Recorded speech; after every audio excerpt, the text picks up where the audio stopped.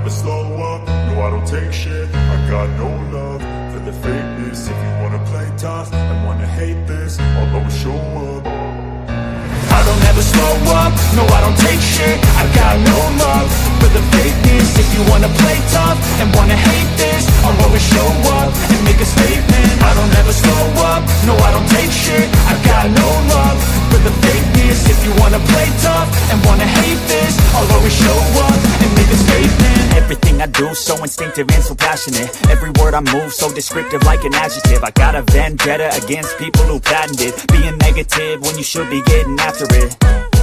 I got facts over tracks, this and that. Spitting slow, spitting fast. I could roast, I could gas. Think I'm okay at last, but I don't know if that can erase all the past. And the pettiness, a reflection of the emptiness. Hilarious, you think you're worth my time, you're delirious. Mysterious, because you hide behind a fake exterior. Inferior, you know I'll always be a bit superior. Get off of me, this ain't no humble brag. I want you to hear words, you can say them back. I want you to feel free from the chains at last, and to believe in what you got, it was built to last, yeah.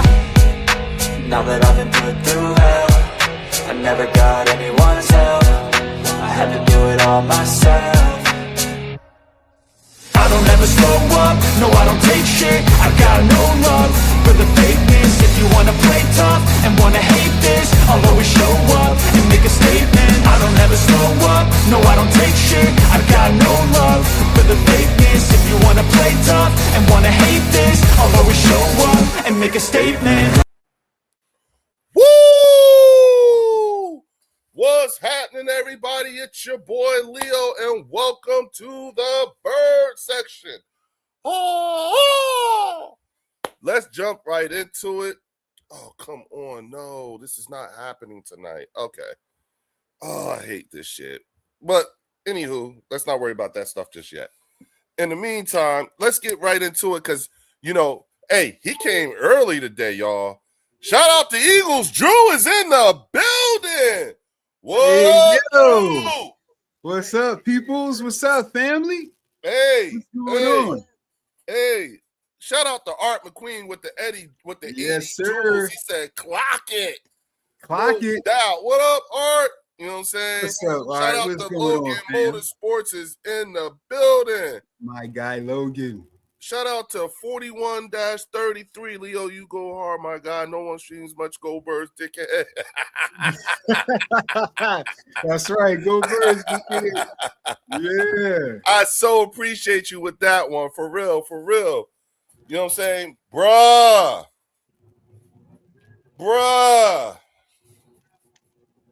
What the man. fuck? Okay, so I've been traveling last couple of days, had some things that I got to do, you know what I'm saying?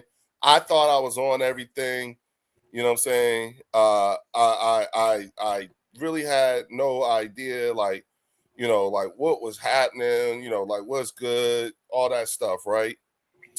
And, you know what I'm saying? Shout out to Cowboy Up Podcast. What up, Chris? What's up, Chris? What's good, dog? Hey, Chris, shoot me a quick text. I'll send you the link.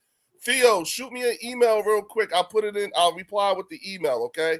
I got you. Theo up in there? What's up, Theo? Yeah, Theo's in the chat too. You know what I'm saying?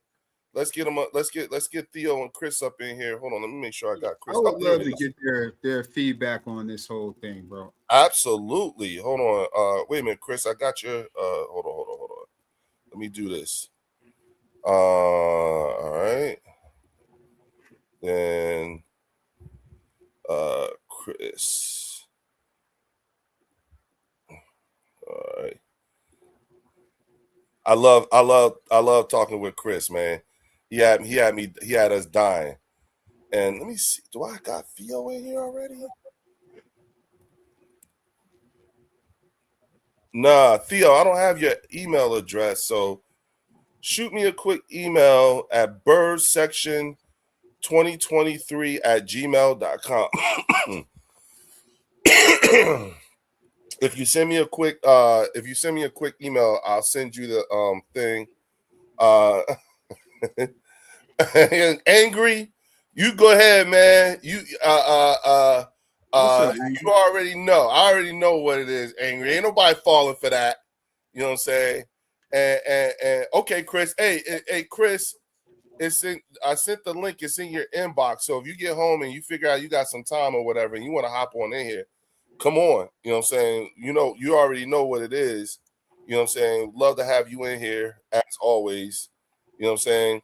Shout out to Warren, the Eagles Collective Podcast is in the building. What up? What up? What up? What up? What's good, brother? What's good? What's good? How y'all You feeling? already know what it is. We You know good, what I'm man. saying? We good. Okay, Theo, hold We on. live, Yeah. we hot. Okay, I Was got that Drew? I said we are live. We are hot.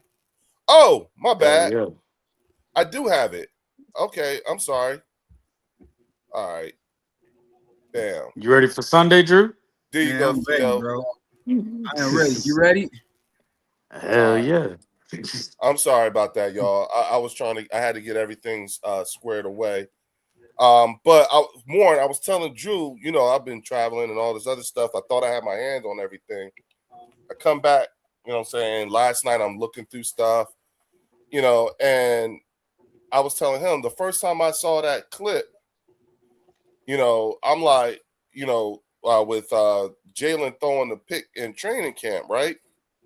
Yeah. So when I first saw the clip, the first thing I thought, I was like, yeah, Q, get it, Q, get it. Shout out to Theo is in the building. What up, Theo? What's up, Yo. What's going on, fellas? Chilling, Football is back, baby. yes, Yes, sir. it is.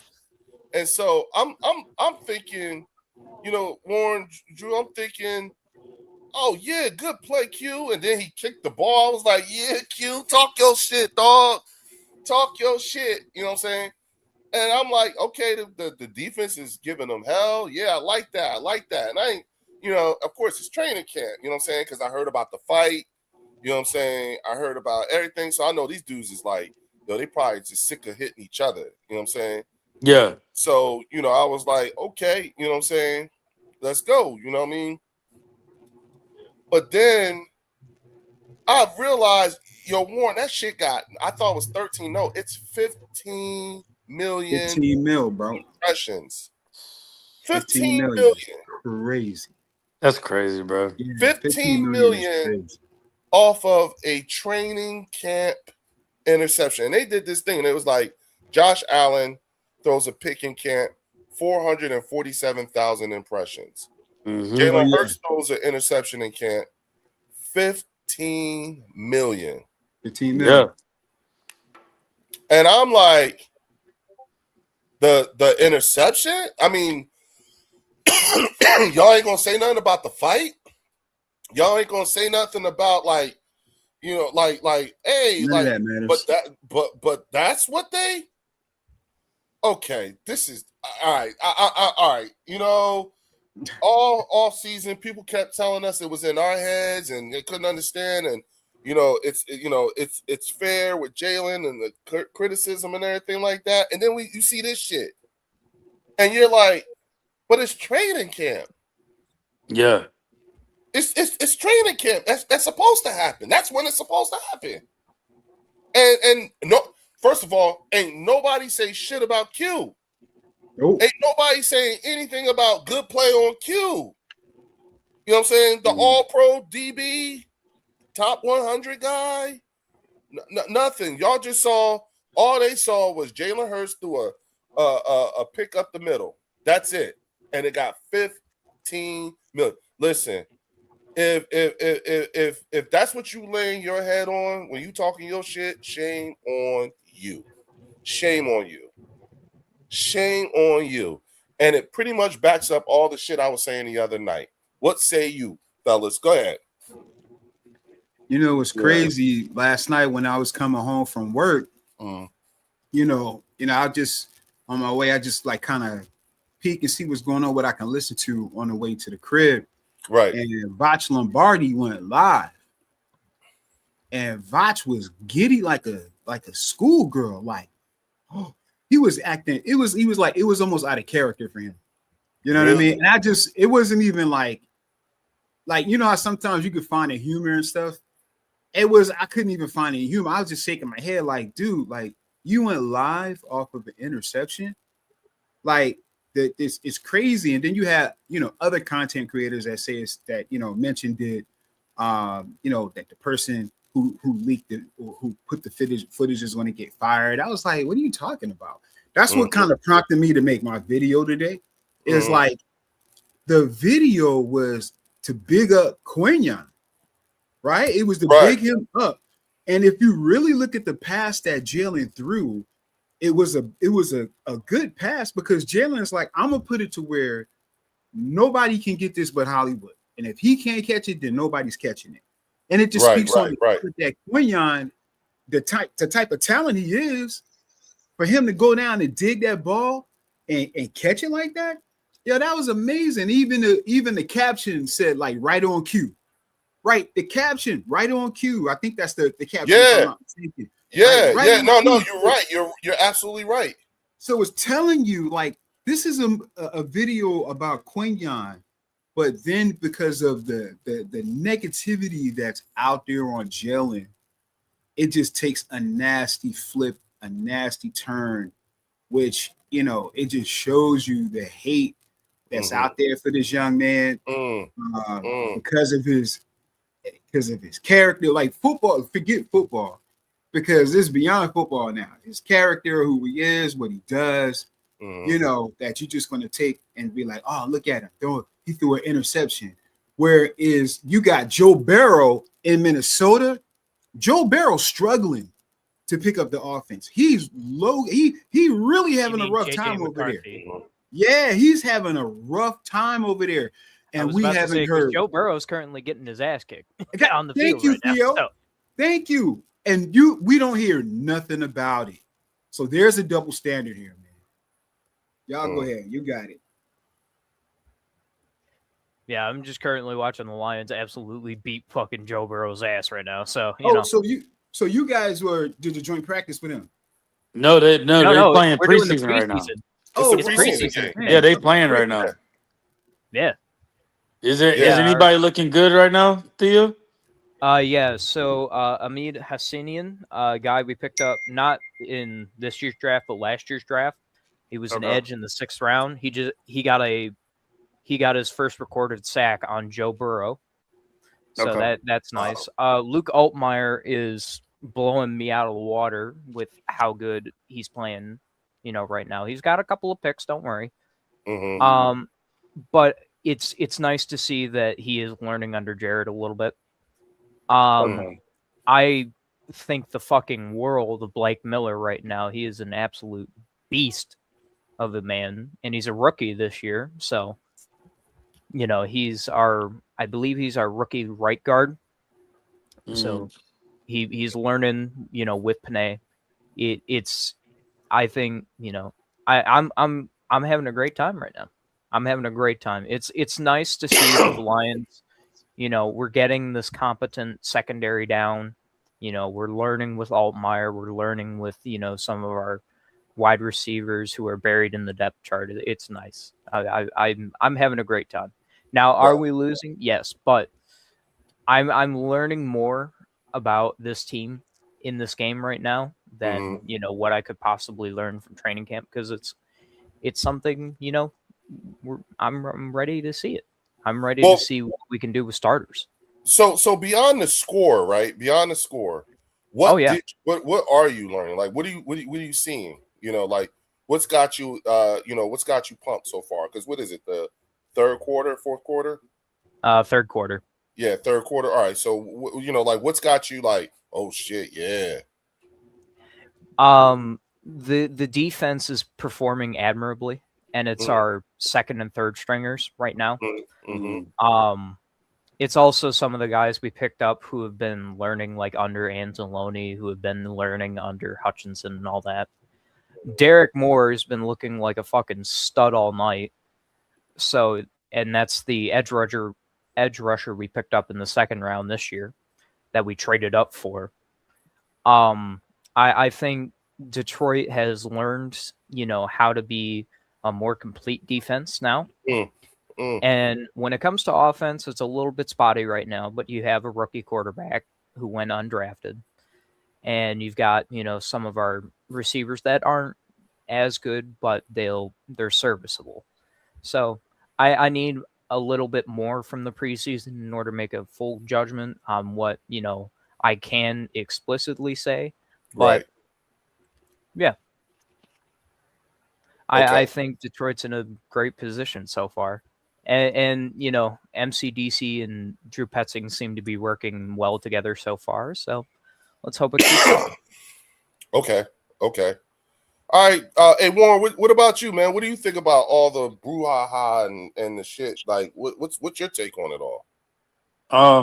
I think at the end of the day, this is really it kind of just explains the Jalen Hurts narrative, Mm, and a lot of people like eating off of it.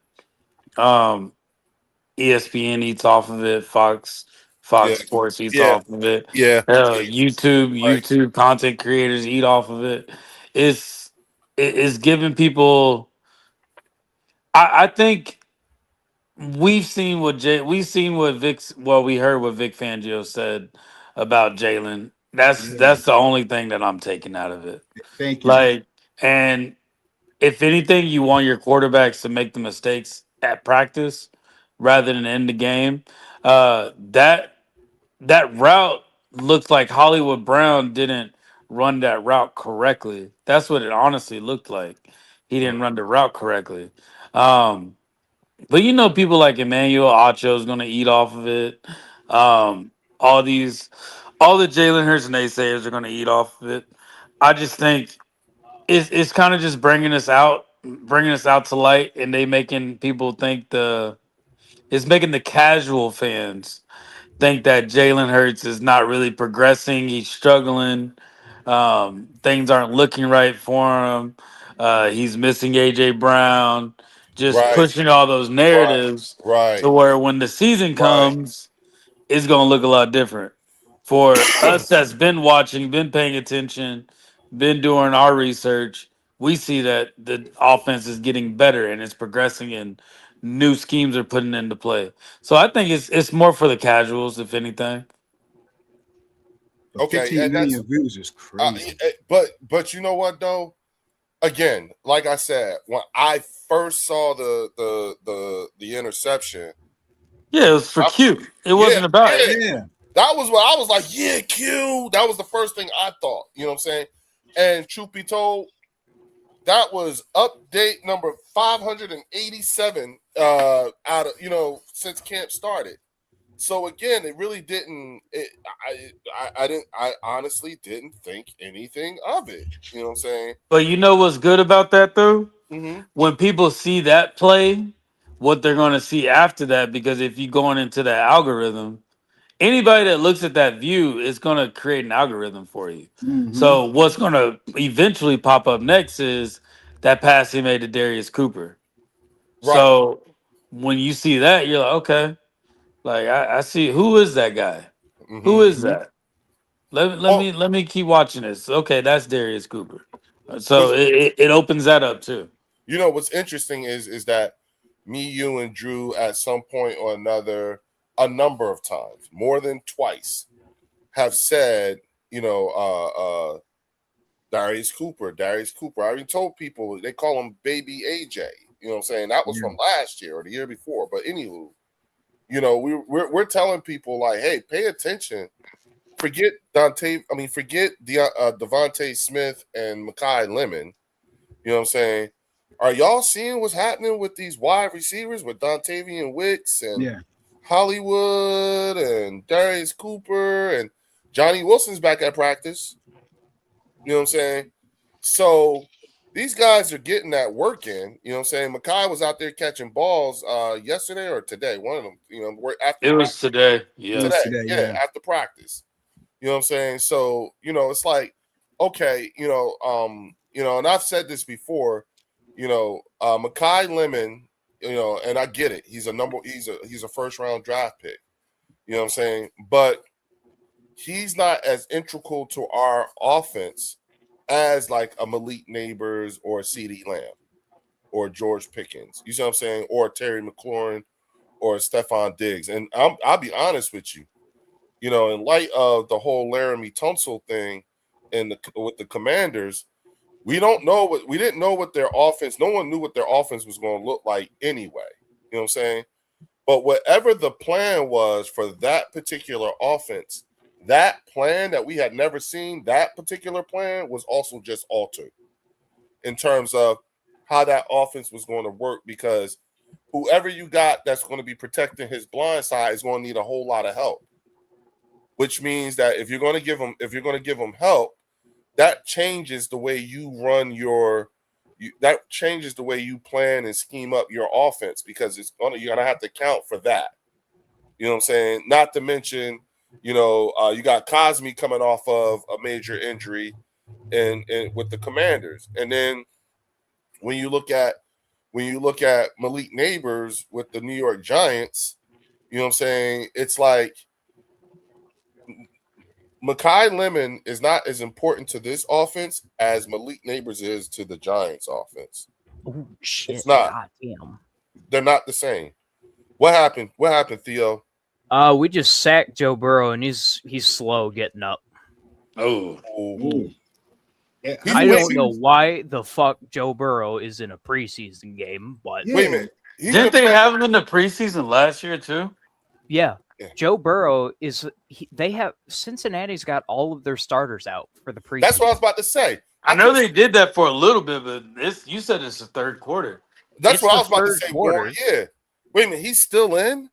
He's still in. Wow. God damn. Damn. How bad is it? Holy. It's been like 2 minutes since he's gotten up. Mm. Really? God damn.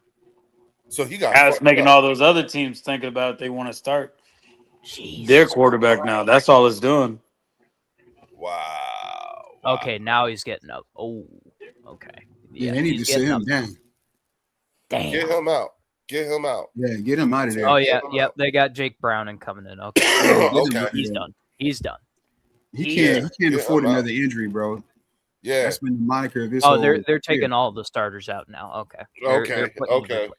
All right. Okay. Oh. What Hey, they should have done. I don't know why they had him out in the third quarter. Jesus. Like Ain't I nobody feel gonna be bad scared for of him. Joe Burrow, man, but it's getting to the point where it's going to be another Tua with Joe Burrow if they keep doing that.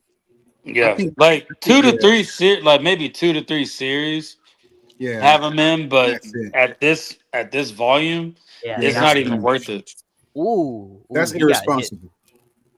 He got hit center mass. Oh, Ooh. yeah, no, he's done. Like his Yeah, chest. Yeah, Uh, that's Yeah. that's a full grown man going straight He into might- his chest. yeah. He's done. He He's- might be he's asking. done. Hey, folks, boy might listen, be- as you come in, you know the drill. Hot second, hit the like button. And everybody that I fuck with, their channel links is in the description. Hit them up. You know what I'm saying? Eagles Collective Podcast, Eagles Drew. Their links are in the description. Go hit their pages up. Make sure you hit the like button and subscribe if you haven't done so already. And Right. if you're considering, you know what I'm saying, you might want to consider becoming a channel member. You get a carton's worth of content for the price of a Lucy. Shout out to Anthony Perry. with Anthony that. Perry. You know what I'm saying? And They got uh-oh, they got what? Joe Burrow going down the tunnel. Uh-oh. That's Yep. not good. That's not What's the great. timeout on yours, Theo? Time is, I believe, 6:55 No, on the game. on the game. Yeah, 1:40 in the third. Okay. Third quarter. Yeah. Okay, I'm behind them. And Alright. the Steelers are leading the Packers 14-9 right now. You know Yeah, what I'm that sounds about right. That Yeah, sounds so- about right. you know, look, see, this is the type of shit, and that's the type of decision making and leaving a quarterback out there like that got Jaden Daniels fucked up. That's exactly how Jaden Daniels got fucked up. Mm-hmm. You know what I'm saying? So again, you know what I'm saying? It's just one of those things where who is making these decisions, and you know, y'all better hope he ain't hurt. Y'all better hope He ain't didn't hurt. look too Yeah, great man. getting off. That's Yeah, not yeah. good. God damn. It's kind of to the point to where like they're getting their reps in practice. Like they're going up against these teams in practice, aren't they? Don't they go Yeah. up against them in practice before The joint they practice. they had the preseason? Yeah. They have a few joint practices with like people on the schedule. I don't know if they have it with the people for preseason. Yeah, it's kind of crazy. I haven't heard them talk about the Eagles with the Ravens yet. I'm assuming that starts tomorrow. Oh, the joint practice? Yeah. I don't think they're gonna do that tomorrow. I don't think they would do it a game like a day in because they play Saturday. They may not. Well, do I it say joint that practice because the until- Rams have been playing the Cowboys this whole like week. Yeah, they basically. went Yeah. out there early. You know, Yeah, and, I don't- listen, Mind you, they're right down the street from Baltimore too. So yeah, Right. but I don't think So- they would do a joint and then play the game the next day. no, we've done that. no, that's what they They what they have? typically normally do. Yeah, that's what Oh, they word? typically Okay. do. Yeah, like we Yeah, had this joint practices preseason is for- literally for the fans, bro. Okay. It's more for the fans, if anything. Yeah, remember we did the joint practice last year with Cleveland, and then we played them in the preseason. Yeah, I didn't know it was Yeah. like the day. Yeah, Yeah. it's typically you play them in practice, and then like you play an actual game against them. Because we play the Patriots. We do Patriots joint practice on Tuesday, right? Yes, we play Yeah, them, yes, and then we Yeah. play them that Saturday. We Yeah. play Saturday, right? Yeah. and we do have a joint practice with them. Yeah, do. Yeah, I so know that's coming up because that's going to be, that's going to be major coverage. That's Yeah. gonna be I major think coverage. so. Yeah, I Yeah. do think so, but I think it's more of like it is what they give it. Like if they Oh, give it yeah. legs, it's gonna have legs. If they I don't, agree. I don't think it's going to be that serious. but I will say, kind of going back to the wide receivers though, yeah, with Devontae Smith being out and Lemon being out, mhm. I do like how it gives that opportunity for these other wide receivers Yes, to, yes, to Absolutely. get their reps in with Absolutely. Jalen, like on that practice field Absolutely. up against that defense. Like Darius Cooper's getting better and better. Elijah Moore, Wicks. Hollywood, yeah, Wicks. Like I do like how, because if you think about it, Devontae and Lemon, they're both #1 draft picks. Yeah. So Mm. you're gonna have a little bit more confidence in them to where they can hopefully like catch on to it quick, rather than like Elijah Moore, Darius Cooper, like those guys. So it's good they're getting their reps in to where they're gonna look more stand out this preseason game Saturday. Like I think Darius Cooper's gonna shock a lot of people in preseason. I think he's gonna do a lot. I think he's gonna do that. I want to see what Bell looks like out there. Yeah, Yeah, there's Yeah, then worse. I've been hearing about Willie Lampkin. Like Willie Lampkin just got his first interview today. Yep. They yeah, interviewed yeah. him today. I so- told y'all. I've been talking about this dude for a couple of years now. And, What's his name? Jalen Carter and Jordan Davis. They were talking about him. Yeah, they're kind of like making fun of the way he blocks because Mhm. Willie Lampkin gets so low when he's blocking them. Jalen Carter and them were like they're trying to imitate it, and every time they did it, they couldn't do it. They kept falling back. Right. So like it's just showing respect and showing love to him for the way what he's doing and how he's doing it. Yeah. well, What's crazy I, is he was a wrestler, and I hear he has like 10 and a half inch hands. and he has That's he has crazy. very long arms. Yeah. He's he's built. disproportionate with his arms. Yeah. He's And- built like an old lineman. He's just 5'11". Yeah, and But they- he's not even playing center. Like they got him at guard. Yeah, he's playing guard, and he's playing. I think they have him doing. He's doing both. they got him playing I guard. think Kind of like they have him playing Cam. guard. Yeah, kind of Yeah. like Cam. Okay. Okay. But like, fellas, I'm telling you, that's what it goes back to. We got to see what Cooper is really like. That's the #1 thing I'm gonna look at this That is- preseason. What are these? No. Like Cooper, the O line coach. Yeah. I want to see how this Yeah. O line is blocking. Like, I want to see like, do you see development within the players? Like, are we seeing like Willie Lampkin actually like doing what he's doing? Bell, what's his name? The dude, I keep forgetting his name. I forgot his name the other day too. But there's Mike there's Morris? No. There's Morris. Yeah, Yeah, Morris. Michael Morris. That's Yeah, my no, guy. Majors. That's what it is. Majors. I like Um, Morris too. yeah, Majors has been the center, but just seeing how they overall like how productive they're being, how they perform. Like I want to see how they're actually playing this O line because that's gonna be the closest thing we get to what these starters are gonna look like. Right. So that's what I'm more curious about because Well, we all know this team can go far. We just gotta know what the O line looks like. That's it. here one thing I do find to be interesting. Well, not just interesting, but notable for me is, like I said, I've been talking about this dude Willie Lampkin for a couple of years now, just because, and it makes me feel like I'm the only person who caught the whole dust up about Willie Lampkin and the dust up between the Philadelphia Eagles and the Los Angeles Rams over Willie Lampkin. Like no one else, because I don't really hear nobody even talk about it or whatever. But Sean McVay was pissed the fuck off. They cussed Howie ass out. Apparently, Howie broke some unwritten rule and snatched Willie Lampkin up. And Sean McVay and them sort of kind of lost their minds over it because they were trying to do some kind of move where how you put them on waivers and then bring them back on the practice squad or whatever. That's what they wanted to do. And Howie swooped in and took him. And then he ended up on our practice squad. Now, Yeah. and we've been hiding him, like they immediately, and they signed him to a futures contract too. Yeah. Willie Lampkin was one of the ones that got an early big ass futures contract. So I'm like, what the fuck is it with this dude? Like, what is this? We're You gonna know what I'm find saying? out. Yeah, like who is this? And at the time, Jeff Stoutland loves him, and the things that I was reading about him. You know what I'm saying? Like, yo, this dude is he's 5'11", so he's already low in comparison to defensive tackles and so forth, right?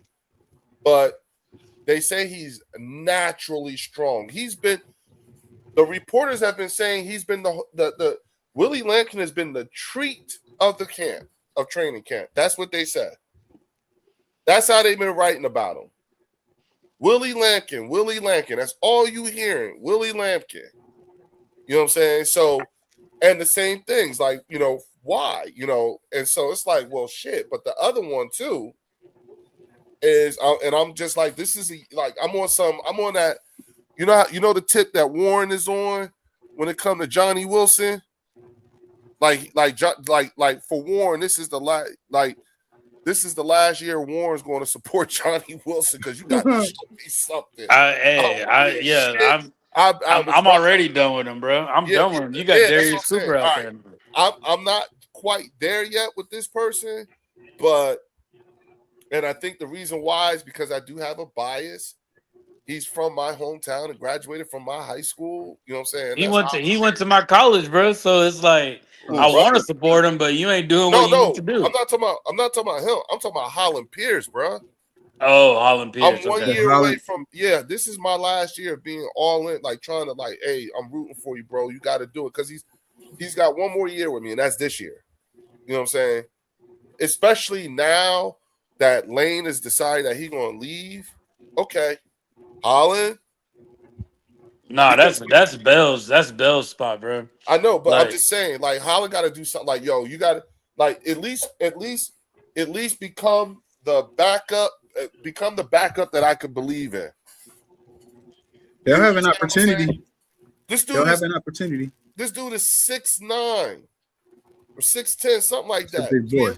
Yeah, he graduated from Rutgers. You know what I'm saying? Straight out of Trenton, New Jersey, at that. Hey, real quick, shout out to my brother in the chat. Wayne, what's up, brother? Good to see you, man. I'm glad you're here with me. What up, Wayne? How you doing, man? It's one of my brothers. See, look. There it is. Look, 49ers fan. See what I'm saying? How you feel your team exposed, hurt, and an interception. That's what they turned it into. They twisted it into That's the other part that I said. I told you I missed that. What makes it him being exposed? That's my question. That's what I don't understand. I thought it was what makes it him being exposed? Yeah, explain yourself.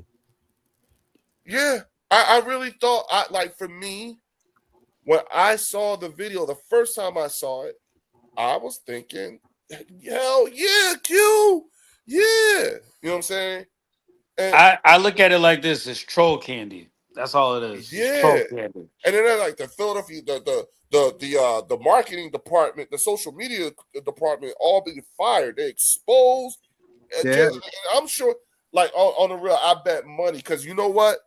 You know what I'm saying? They even tried to make it sound like I read an article. They made it sound like there was some ominous thing to them saying, what was the caption? Something about all about Q, right on Q. Right. Yeah. Yes, right You know on what I'm saying? And so, which I thought was like, yeah, hell yeah. Again, I was with it. You know what I'm saying?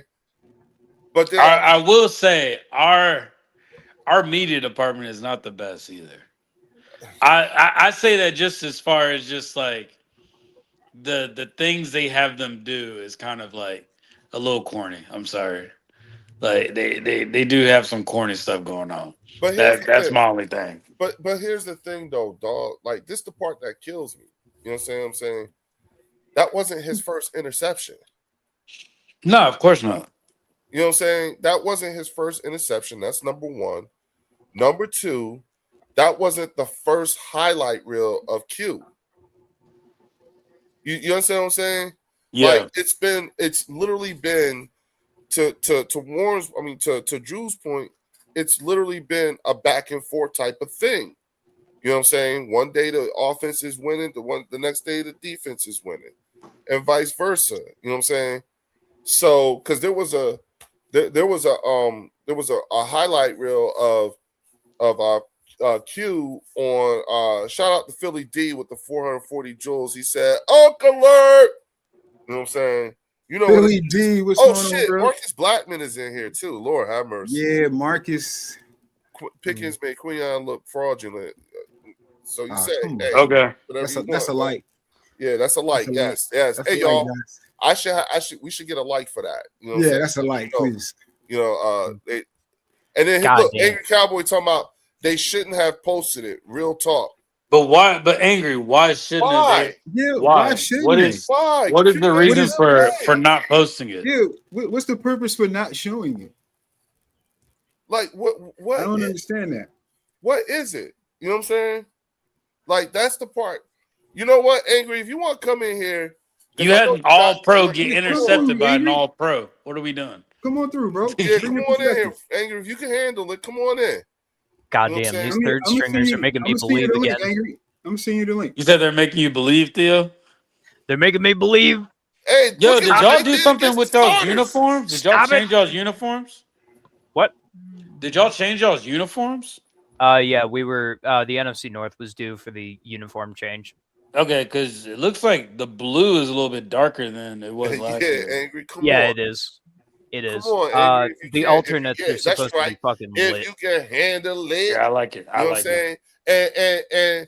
And to Chris at Cowboy Up Podcast, you ain't shit either. Hey, Chris, come on up. No, he's driving. He's on his way home. Oh, okay. Yeah, my second and third stringers are making me believe in the concept of defense again. They That's need to good. stop that right now. Hey, I sent Stop you the it. link, Angry. No, he already got it.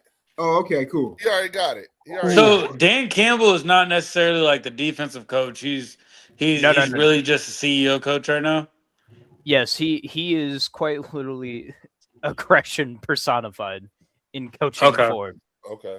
That is Dan Campbell's role. And you cool with it? So kind of Yeah, like Nick. absolutely. So kind of like Nick Sirianni right Yeah. now. Him and Yeah. Nick are separated at birth, really. But Dan is just more animated. Dan Outward played. about it. Yeah, Dan actually played. He's But more see- animated. Yeah, he but did see- play. He's more animated. And here's the thing, though. He was one of my favorite coaches that he used to make me laugh when he was on yeah. Hard Knocks with the Jets. You know what I'm saying? The way he was Yeah. talking shit to the Yeah, players. He slapped my man in the head with that helmet. The dude said, Damn. You know who that reminds me of? Clint Hurt. Clint Hurt is like that. Yeah. Clint Hurt is like that. And this was like right before the game. They was in the warm-ups and Dan Campbell was looking like he was ready to go put on some pads and go run out there and play. And so he was trying to get his boys. Anthony, he went, pow, pow. My man said, damn, coach. I was like, I like him. I like him. You know what I'm saying? And the way By he the talks way, shit. I'm not sure if anybody saw it, but Jared Goff finally was revealed in the top 100. He is numbered 33. Wow. Yeah, he's high. Okay. That's high for Jared. Wow. That's what's up. That's what's up. Wow. That's good for him, man. What is it? What are things that they're what are positives that they're saying about him? That he's one of the more consistent quarterbacks out there. Okay. And obviously, he's got a fucking sniper rifle for an arm, so that's always nice. Mm-hmm. Nice. I like it. And can you dig it? He went before Carson. He outlasted Carson. He did. Yeah. He outlasted Carson. You know what I'm saying? And, I definitely think Jared. After the season last year, wasn't his best season by any measure of the term. So him being at 33, I think it's very fitting. I'm just surprised he was that high. I was expecting him in the 50s and the 40s for this year, but 33, that's not bad. it's respectable. I'll take that. Yeah, it's respectable. You know what I'm saying? I would categorize, like, for me, I would always, like, I said this last year. You know what I'm saying? And I stand by it this year too. Matthew Stafford, that's a bad white boy. Stafford Jared Goff, Stafford is dead. that's a bad white boy. They're not the ones you want. You know what I'm saying? That's not that they ain't no punks. You know what I'm saying? I know Goff hasn't won the ring yet or whatever, but he took his team. They were always in contention with him. So you gotta respect it. You gotta respect it. You know what I'm saying? Absolutely. So yeah, you got y'all got y'all got one. Y'all got you a good quarterback, dog. You know what I'm saying? And when you got to Yeah, put Stafford and upper echelon of quarterbacks, oh you yeah, gotta- Stafford's going to the Hall of Fame. There's no. Oh, yeah. Yeah, I think so too. I think him and Rodgers will be there, and probably Big Ben. I don't think he gets talked about enough, though. When you and I'm talking about I don't think Stafford gets talked about, enough, like the way they talk about, how they Rodgers fall over Aaron Rodgers. Yeah, yeah. You know what I'm saying? Roethlisberger, yeah. Yeah, that type. It's but I was, I ain't gonna front. When they won the Super Bowl, I was actually genuinely happy for him because he's one of those quarterbacks that he I needed hated to bring. that he didn't have a ring yet. Absolutely, every line. Like, yeah, I Don't get me felt wrong, bad Leo. for him. We weren't sad that he won the ring. We were very much. I'm sure, he yeah. deserved it. I can see that. Absolutely. I can see that. He couldn't get one with us, but at least he got one. Yeah, You know what I'm saying? absolutely. That's why I It's wasn't the mad. same- That's why I could never be mad. I wasn't mad when Andy got his, the first one. Now, when they beat us, I felt some kind of way, but still, it was like, if I got to lose, that's okay. It's bad. I don't mind losing to Andy. At least it was Andy. It was the same way with Slay. It was the same way. Mm-hmm. Yeah. Slay got him one. Yeah. That's another one of y'all. Damn. You know what I'm saying? Yeah, Lions have had a lot of players that have gotten a ring, but not on the line. And the fact that and what's interesting is that when you listen to these guys that are on the team now, especially when you're talking about Devontae and all them, right? And Coop and Quinion and them, they tell you when they talk about people who took them under their wing, they are Big Slay is the name I'm always hearing, and it be from different positions too. Slay, Devontae talks about him. They all say the same. It's always the same consistent message. He taught me how to be a professional athlete. Yep. He taught. And I feel like that's hard. That's hard for a lot of cornerbacks, bro. Especially a lot of veteran cornerbacks. Exactly. Like, you got somebody coming in to take your role. Like that's but that's heavy. But he's embracing it. So that's right, that's and good. he did. You could tell. And you know what? He gets a bad rap, but You can say the same thing about what's my man that came from New York? When he was our DB, he was an All Pro when we went to the Super Bowl and lost. Bradbury. Yeah, Bradbury. James Bradbury.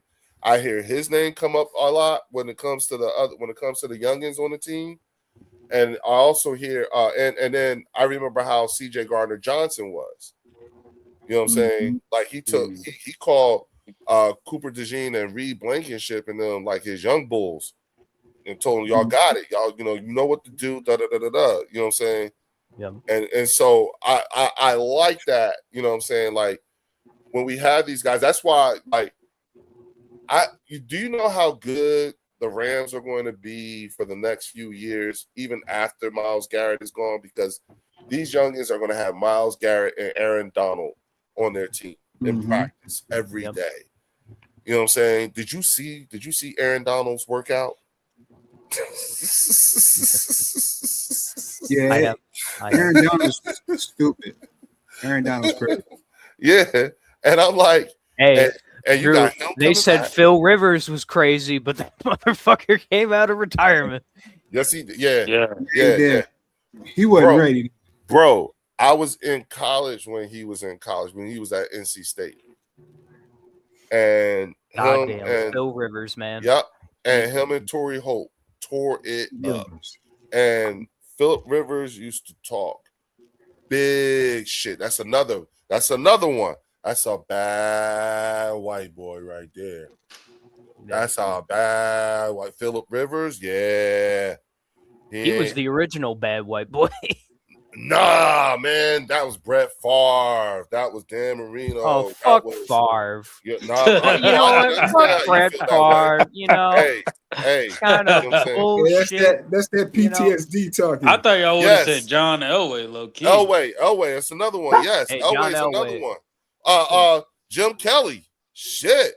You know what I'm saying? It ain't just Dan Marino.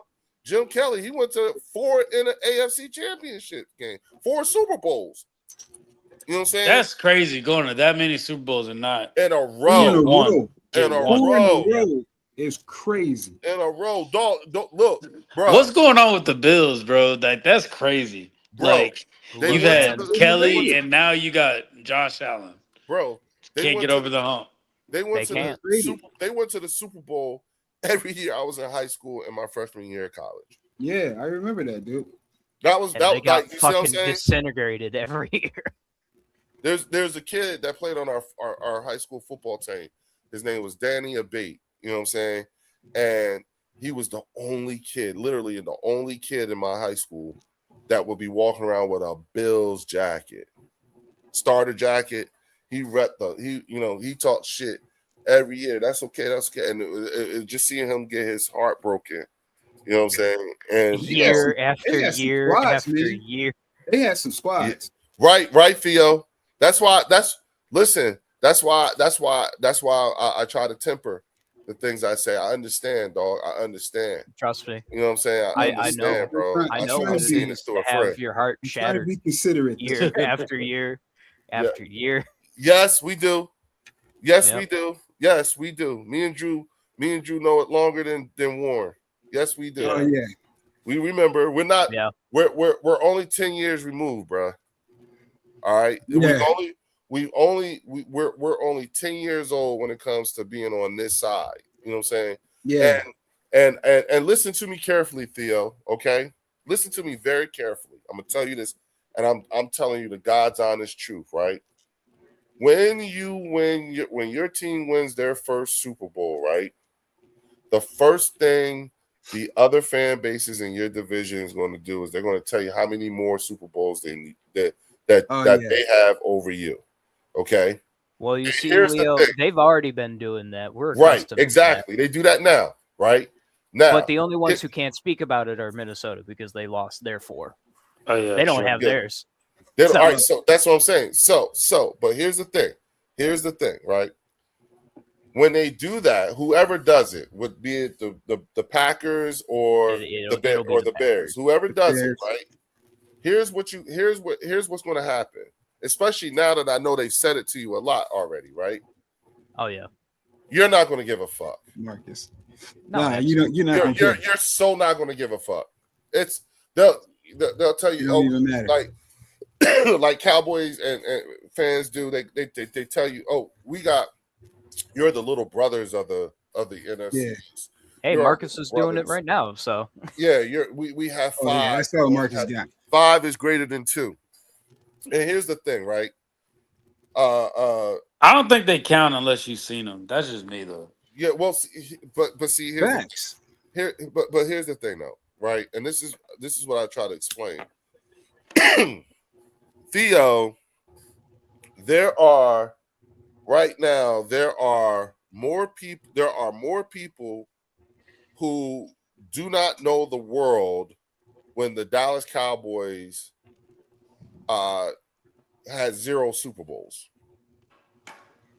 yeah, there are not A many lot of those left. people are dead. Yeah, a lot of those people are dead. Yeah. You know what I'm saying? They're literally like the youngest you'll get would be like Mark's age. Right.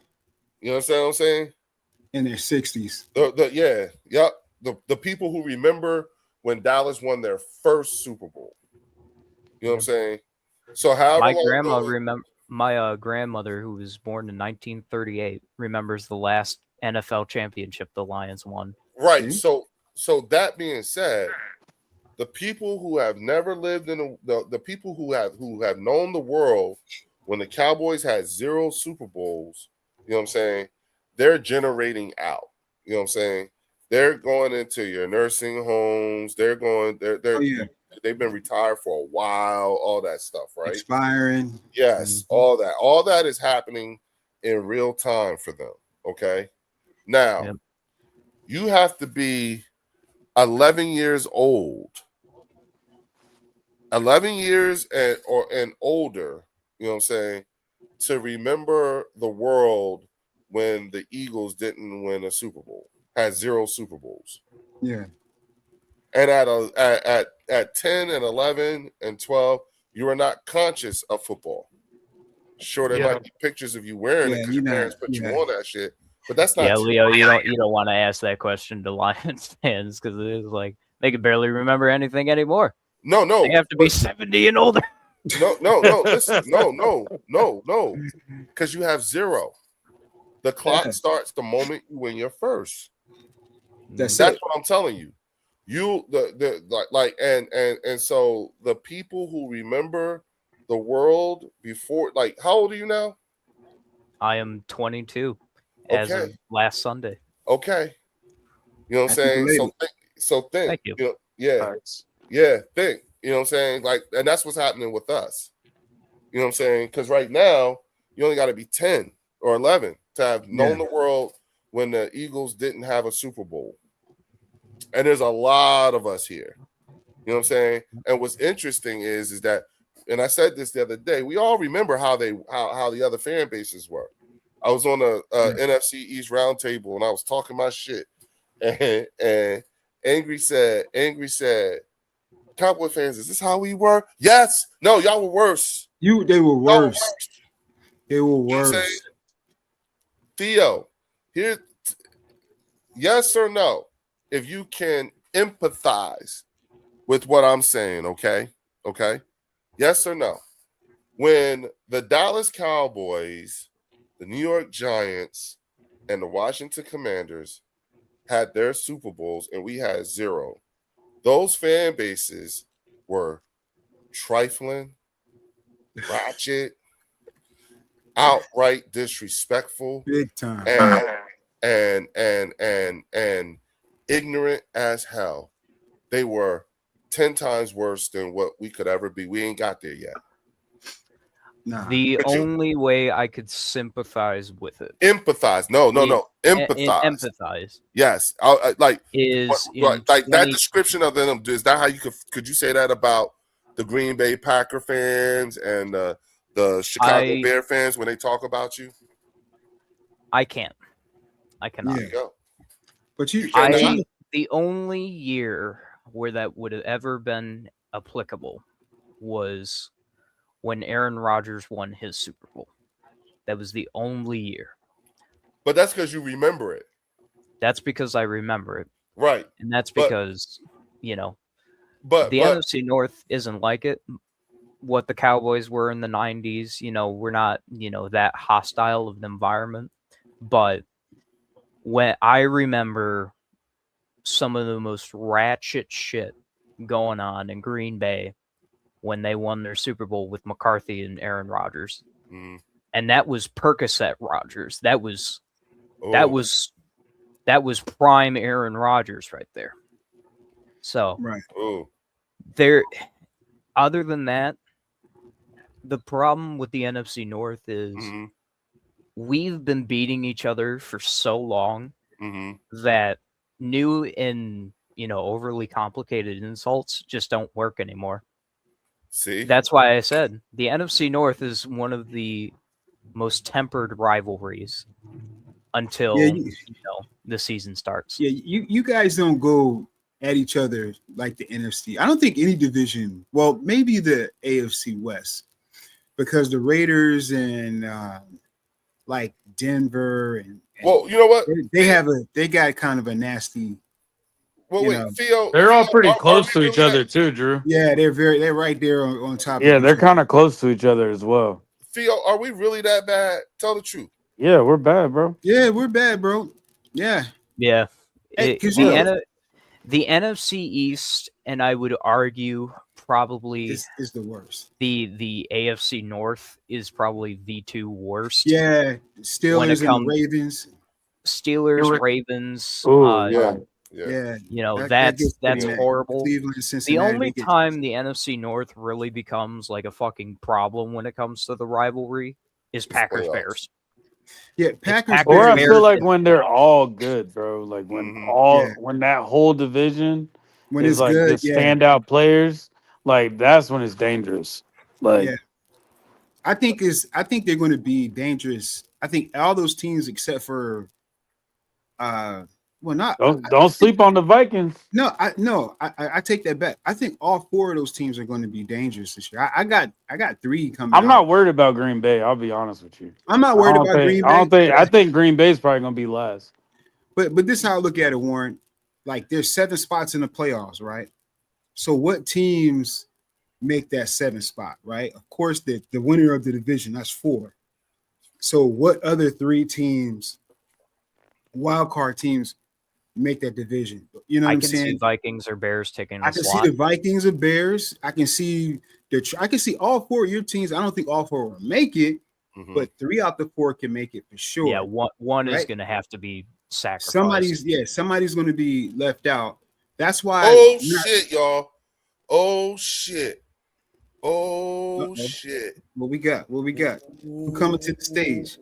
Ooh. Hey, why they? Special guests. We got special guests. Somebody wild. Are they angry? Ooh. Are they? Yeah. Are they pissed off? Ooh. Are they angry? Hey, y'all. How Get angry your are flak they? vests on. Wait a minute. Get your flak vests on. Get your Kevlars on. Cause Oh, he we coming. going- Here we go. He about to come in here. Guns are blazing, y'all. We going for war. Shit. I'm ready too. I'm ready. Oh shit! All right, hold on to I'm your ready. horses, Oh, everybody. he about to. Hold- Yeah. Hold on to your ready. horses, y'all. Look, I all got right. the pinky out and everything. I'm We got- ready. Come, yeah. Look, let me get my drink together. Hold on, let me fill my damn thing up right here. You know, because I'm gonna need a hit. I'm gonna need to hit something before he bring his ass up in here. Shout out to Linda Kine. Wait a minute. Shout out to Linda Kynes with the $2 super chat. She said, if Dallas won 11 games, Dallas fans would jump for joy. No, they just want progress. They just That's want the type of progression. shit. See, They just want Linda- progression. That's it. Linda, I already warned him off about you before, but he's gonna come in here fired up, and that right there that's hot sauce. All right, coming to the stage, y'all. Without further ado, the star attraction of today's show, Angry Cowboy. There he is. Dog. Yeah. There he is. Hey, How you you came feeling, for a bro? taste early. You came for an early taste, Angry. You came for an early taste, man. You good? Mm, What's good, bro? You all right? How you feeling? What's good with y'all, man? How y'all doing, man? What's Oh man, good, you man? sound regular as shit. Yeah, Oh, man. yeah. What you mean? and I I'm was hurting. all beat by- You Huh? hurting? I'm hurting. Why you hurting? Yeah, you look I thought like the the whole- corns. The corns bothering you. The I whole I thought that I thought you was fucked up. Oh no, That's no, no! what I I ain't getting thought. nothing. I ain't getting nothing Did extracted. Jerry but, do something to you? Oh, okay, but they okay. use some new Novocaine on me, and I had a adverse reaction to it. Oh, yeah. You had Okay. some teeth work done. No, it was a fill-in, man. They used some. There was like Oh. it's new that we use, but we're gonna put it in your chart that we can't use that on you. Like, bro, don't be using no new shit on me. They'll guinea pig you up in a minute, Angry. They'll guinea pig guinea you up in a pig. minute. He said, "Don't practice on me." Oh yeah, I'm they'll not no practice on you. experiment. I'm not no experiment. The fuck I look like? Yeah, Gentlemen, they'll I make you would, guinea I would pig in a minute. love to continue in the Cowboys-Eagles rivalry tonight, but unfortunately, I have some other things I must attend to. Damn, know. Theo, I don't want you to jump off here because I got on here, bro. No, it's I have college is coming up in a couple of weeks, and I Yeah, have that's to our prepare college for that. student, Angry. Yeah. Yeah, gotta get and ready, Angry, man. he gonna be a teacher, dog. Gonna be Joe Hey. Clark This Jr. last year. This is last year. Hey, man, Yes. congratulations. And yo, teach this new generation, brother. Teach See? this new generation. Please. See, They Theo. they used to call him Please. Crazy Joe. Now they call him Batman. Yeah, hey, Angry. Every chance I get to brag on the youngin here, you know what I'm Oh, saying? yeah. I will take the opportunity to, because Especially a and, teacher. and thanking him for his service and the choice that he made to teach the next generation. You know what I'm saying? Absolutely. And I'm always like, we at the Bird section, we are so proud of him. You know what I'm saying? And Angry, this is last year. He Yeah, graduates man. after this year. So What kind of He's outta teacher do there. you want to be, Theo? History. Nice. I can see History? that. I say that's- okay. You better teach That- some Lions history, ain't you? I see you. Hey, why you I do that? see you Tim? gonna throw No, some no. Lion Warren, history why in you there. do that? I mean, Damn, I Warren, keep why it you a do buck. that? Like, what Hey, you I doing would. right Hey, now I is would go to just that to- class. Teach me about. Yeah, hell yeah. I go to Warren's. I go to Theo's Theo's class. class. Oh yeah. No, Yeah, no, what you Warren. doing right- Lions history cannot be taught in the classroom. It can only be taught in a Ford field and by people who have Respect experienced it. Angry like that. Angry Yeah, like that. respect Angry, it. that's my people's. Angry. That's my people's. That's Respect my it. Yeah. people's. I Respect You know mean, what I'm it. saying? what he's doing is about on the level of the armed forces for real, man. Amen. We're going out- I say that no too. doubt. I think that too, Angry. Thank you for saying that. I Hell think that yeah. too. Teaching You know is what I'm saying? underappreciated. Very. Yeah. And I did 6 tours in Iraq and 4 in Afghanistan. So I know. You know what I'm Man. saying? And I still hold that in the high. I still hold him in the highest Hell of yeah. regards for his Yeah. choice. Mold in the dog. future. Yeah. Thank you. Yup. Thank you. Right, Drew? Yes. Mold in the future, Yes. I can't say thank you enough, bro, for real. man. Yeah, bro. You know what I'm saying? My wife's an educator, so I know. Yeah. You know what I'm saying? I can only guide others to the treasures that they themselves can possess. Well, Theo, before you go, bro, I keep telling you, man, my early prediction: Eagles, Lions, NFC Championship game, brother. Hold on to it, man. Hold on to that, bro. Oh man. In Detroit. In Detroit. The way Oh, it was In the way Detroit. it was In Detroit. they do the got man- the easiest schedule. In He Detroit. said he trying to give him their Eagles, get back. Lions in Detroit, bro. That's The my way it early should have been in prediction. 24, huh? Yeah, Exactly. That's what, yeah. That's my Yeah. early a game prediction. that was denied. Look at Angry. Look, yeah. Angry, Hey, man. that's our people. Listen, bro. I cannot sit here and tell y'all ain't gonna make it to an NFC championship game. I don't know. I ain't Cleo. I can't predict the future. Cleo, You know what call I'm me now. He Y'all- said, Cleo, You know what I'm saying? Y'all supposed to have that faith in your team. Have that faith in Absolutely. your damn team. Absolutely. That's right. That's right. Absolutely. Damn. That's That's right. my Alrighty, that's my early prediction. That's how I see it in the NFC. That's right. Alrighty, But, gentlemen. All I right, Theo, unfortunately thank must you. Alright, bow brother. out. I must do my intro or my outro. Yes, please Yes, do. sir. Bells please is not do. here. I'm sorry Yeah. for holding you up, Angry, but we gotta let my man rock. No, out no, no, for a no, no. second. Okay. Go ahead, Alrighty. Theo. Thank you everybody for being here in the chat and on the panel. It's always an honor and a privilege to be here. If you haven't already, please do a good deed today. It may not make your day any better, but it might make somebody else's better, and that's what we strive for each and every day. Thank you again for enjoying the game of football. It's back. We can all finally start talking our shit again. And finally, Lions to the Super Bowl. My Next man. year. All right, Next later, year. Theo. Next year. All right, Theo. Yeah, All right. yeah. All right, Angry. I'm sorry for holding you up, but like I said, man, we're so proud. We're so proud of him, man. You know what I'm saying? That's the future right there. You know what I mean? Absolutely. First and foremost, bro, this y'all channel. This is the Eagles channel. So you ain't never holding me up. You know what I'm saying? I appreciate you. Now, hey, go ahead, man. Give us the latest, greatest, and the things things you want to address. I mean, I know we held you up, but go ahead, give it. Let us hear it. You got it. Floor is yours. All right. First and foremost, Miss Linda, you're absolutely right. We would jump for joy if we won 11 games because we won 7 last year. Of course, we would jump for joy. And Warren, that's called progression.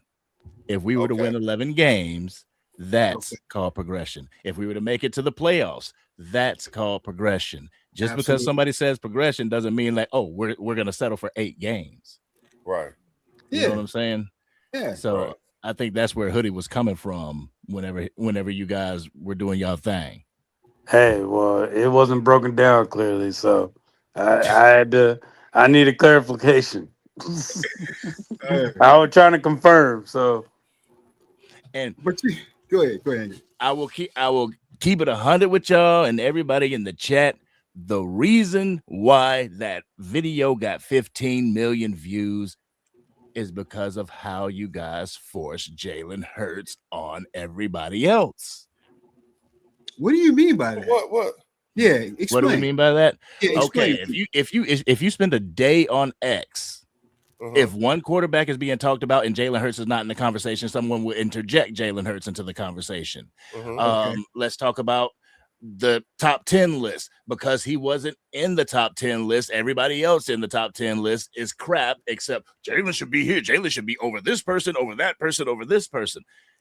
It's being force-fed Jalen Hurts. Like I said, I mean, Drew, you saw it on my TikTok. I like Jalen Hurts. I like what he's about. You know what I'm saying? But the way he is so force-fed by Eagles fans, and it's y'all. Y'all can definitely believe in your quarterback. Definitely believe in your quarterback.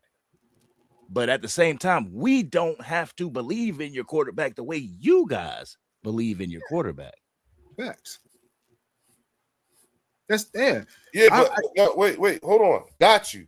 But tell me about the video. Like, I don't understand. I'm still lost. Yeah, because I don't see how the video 15 wasn't million, about though? Jalen. 15 the video million? was about. Hold on, Drew. The video wasn't about Jalen. The video was about Q. Our all-pro defensive back, and you saw how he kicked the ball and everything like that. Because I was telling these guys the first time I saw the video, the only thing I thought was, Q, you know what I'm saying? Because he's been, and that wasn't the only one. That wasn't the only highlight of Q. You know what I'm saying? Like, he's clearly been a focus of camp. So how, I just don't understand how, and the title of the thing is called Right on Q. You know what I'm saying? So yeah. My thing is this, one, it highlights an inefficiency that your quarterback has, throwing over the middle of the field. It highlights that. Also, people say, "Oh, that was a dime," but Q intercepted it. It was not a dime, bro. If Q wasn't there, that would have hit the ground. But what I'm saying is that you said that there is even more clips of Q getting at it in training camp. Why use that one? No, there's even Eagles fans over there that are saying, "Why post this one?" Because Q got an interception.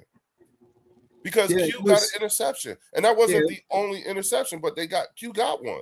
Right. They've been talking about him. Mind you, he hasn't gotten it in. Q hasn't had an interception during the regular season. Right. His whole career. I was just about to tell you that. Playoffs. Do you know that's a storyline that Q does not have one regular season interception? Right. So if they're for him to get that, teases him about that. Yeah, that's why I'm like, Q. He's sticky as hell. He breaks up a lot of passes, but angry.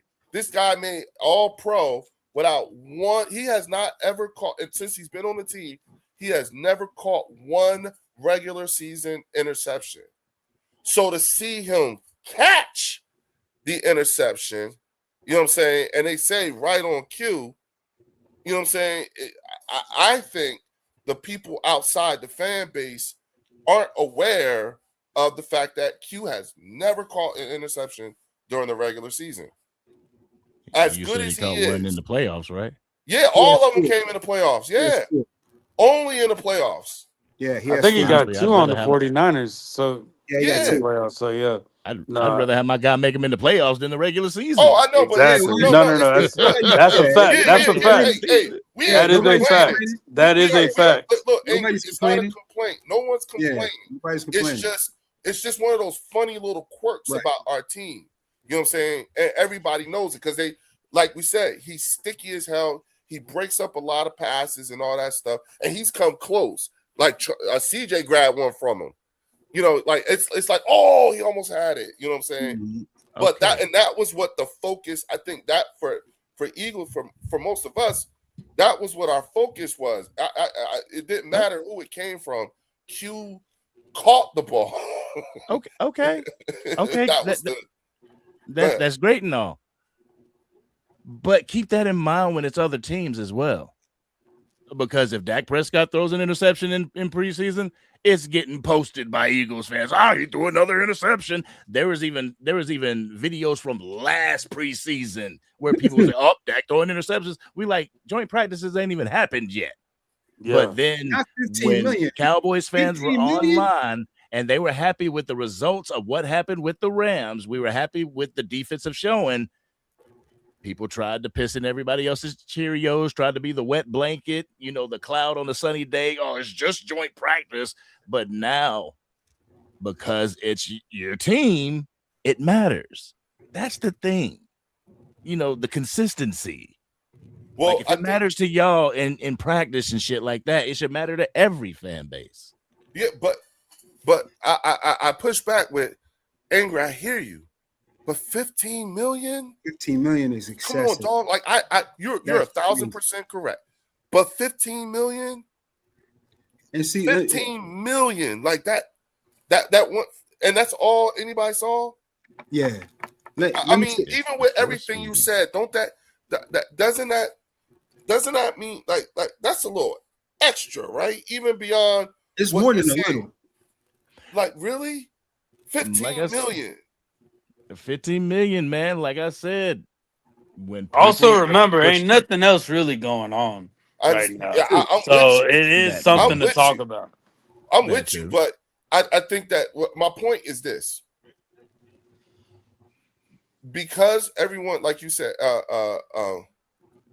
because everything has been going on, what has been going on, and the talk about Jalen, anything beyond that, you know what I'm saying? Because again, what was missed was most people don't realize Q doesn't have an interception in a regular season. So what the point of the video was completely missed because everybody was concentrating on who threw the ball. Wow. And I get what you're saying. It was a ball that was thrown up the middle. Nobody here is, honestly, we're not concerned about Jalen Hurts throwing up the middle. We're not, because he has a very high completion rate. When you look at the throws he did, he don't have a whole lot of throws up the middle, but Right, his he doesn't completion do rate it a lot. is like in the 70s, I think. You know what I'm saying? Up with all the passes that he did throw up the middle. So for us, it's not as big an issue as others like to make it. So for us, what was the bigger thing for us was Q caught the ball. Come on, Q. You're gonna get you Absolutely. one this season. Absolutely. I understand that. And if y'all know me, y'all know that if your offense is carving your defense up, your defense has to go back to the drawing board. Right. So interceptions in preseason, or not in preseason, but interceptions in practice, yeah, that's a good thing. But it's just it's Hurts being pushed on everybody as if he's a top 3 quarterback. That's why y'all get so much pushback. Can I And bro said I'm ask you full of something, Angry? And bro said I'm full of shit just because I don't agree and have the knee pads on for the Eagles. Don't make me full of shit, bro. Real So talk. let me ask you something, Angry. Do you feel like, of course, us as Eagles fans, we're going to support our quarterback. Yeah. Do you think the media pushes Jalen Hurts more than they should? ESPN, Fox Sports, these network stations. Do you feel like they push Jalen Hurts a little bit more than they should? Mm-hmm. Heavy is the head who wears the crown. So if you got a winning team and everything, and everybody, and a lot of people love to put we win because of Jalen Hurts. Jalen Hurts is going to get that smoke, whether it's from rival fan bases, 3 and 4 letter networks. He is going to get that smoke. So, but here's the thing. Got you. But to be voted the most hated player in the NFL, I think that's more because of the fans than the actual player. That's more the fans than the actual player. So wait. So No. outside, so the only reason, and I just want to make sure I'm clear about this, what you're proposing to us is that the only reason why Jalen Hurts can be voted the most hated player in the NFL is because he's being pushed onto the other fan bases by the fans. That's one of the reasons, yeah. Okay, Come on. People started hating Patrick Travis Kelce and his wife because she was just at the damn game. Yeah, but she was getting pushed on the NFL fans, and they had enough. Yeah, NFL fans had enough of people pushing Jalen Hurts as a top 3 quarterback when we got eyes. But who's pushing him as a top 3 quarterback? It may not be on this channel, but go on social media. I mean, I know y'all got social media accounts. But let's be real though, Angry. Anybody can create an account. Anybody can create an account. Anybody can start a YouTube channel. Like that's just freedom right there. So that's just people's like freedom of speech. We can't take everything people say and just be like, all right, yeah, like everybody just keeps stacking on top of it. The people that are truly talking about Jalen Hurts, like I think I don't put Jalen Hurts as a top 3 quarterback. Mm-hmm. I don't put him as that. But I look at his accolades and I see what he's done, and I say that other people, other fan bases put him very low. I think people just put him too low to where it's arguable. That's the only thing. I just think people put him way too low to where I'd be like, all right, come on now. Like, we can't put him that low. That's the only thing that I give pushback on. When people just put him way too low to where you disregard what he's done. You can say it's a team thing. You can say all that. But he had to perform when it was necessary, which some quarterbacks haven't done. So that's the only thing I got to say on that. Like, we do have to go based off how quarterbacks and how certain players are performing when it's needed and when it's necessary. That's my only thing on that. Now, Warren, my brother Wayne, big Jalen Hurts fan, and will tell you you're crazy for what you just said. Like it's after I'm being dead. Me and my just brother. On the phone me and my brother Wayne have had like knockdown, drag out arguments about this topic, where in his point of view, it's Mahomes then Jalen. So they're out there, right? And I wouldn't necessarily put Jalen at number 2. I kind of have the thought pattern that Warren has, right? So there is a collective of fans out there that do hold that opinion. Not all, you know what I'm saying? So, but I agree with Warren. Is like, why is he 17, right? And why is Patty and Lamar in the top 10, where neither one of those guys finished the season? They didn't finish the season. So if they are grandfathered in because of the MVPs and because of the Super Bowls, then how come Jalen isn't given the same grace as those two guys are? Because Jalen has far more success than Lamar. So then it's like it's an imbalance. And real quick, let me just say this about the most hated. I did it in my video today. There is criteria that they gave, and I don't know how detailed they gave in terms of how they came to the most hated. And it was the on-field aggression, it was the off-field antics, and something else I can't think of right now. And like all of those things, like 2 of the 3 things. Oh, and it was success on the field, like the team success that you've had. So yeah, I can see where Jalen and his success, where guys might hate him, but like the off-field and the on-field antics, you know, his on-field aggression, that's not Jalen. Like Jalen is always composed. He's always in control, no matter what the situation. You know, the guy that really is describing is the dude who we just sent to New England. You know, getting into fights with your teammates. You going arguing, rolling your eyes at your coaches. Like that's AJ Brown. That's not Jalen Hurts. Wait. I just want to say, you know what I'm saying? Backup has arrived. All right, y'all. Backup has arrived. You know, so we're going to have to dig in now, okay? We're going to have to dig in. Because he ain't shit. What's going on with your family? Hey,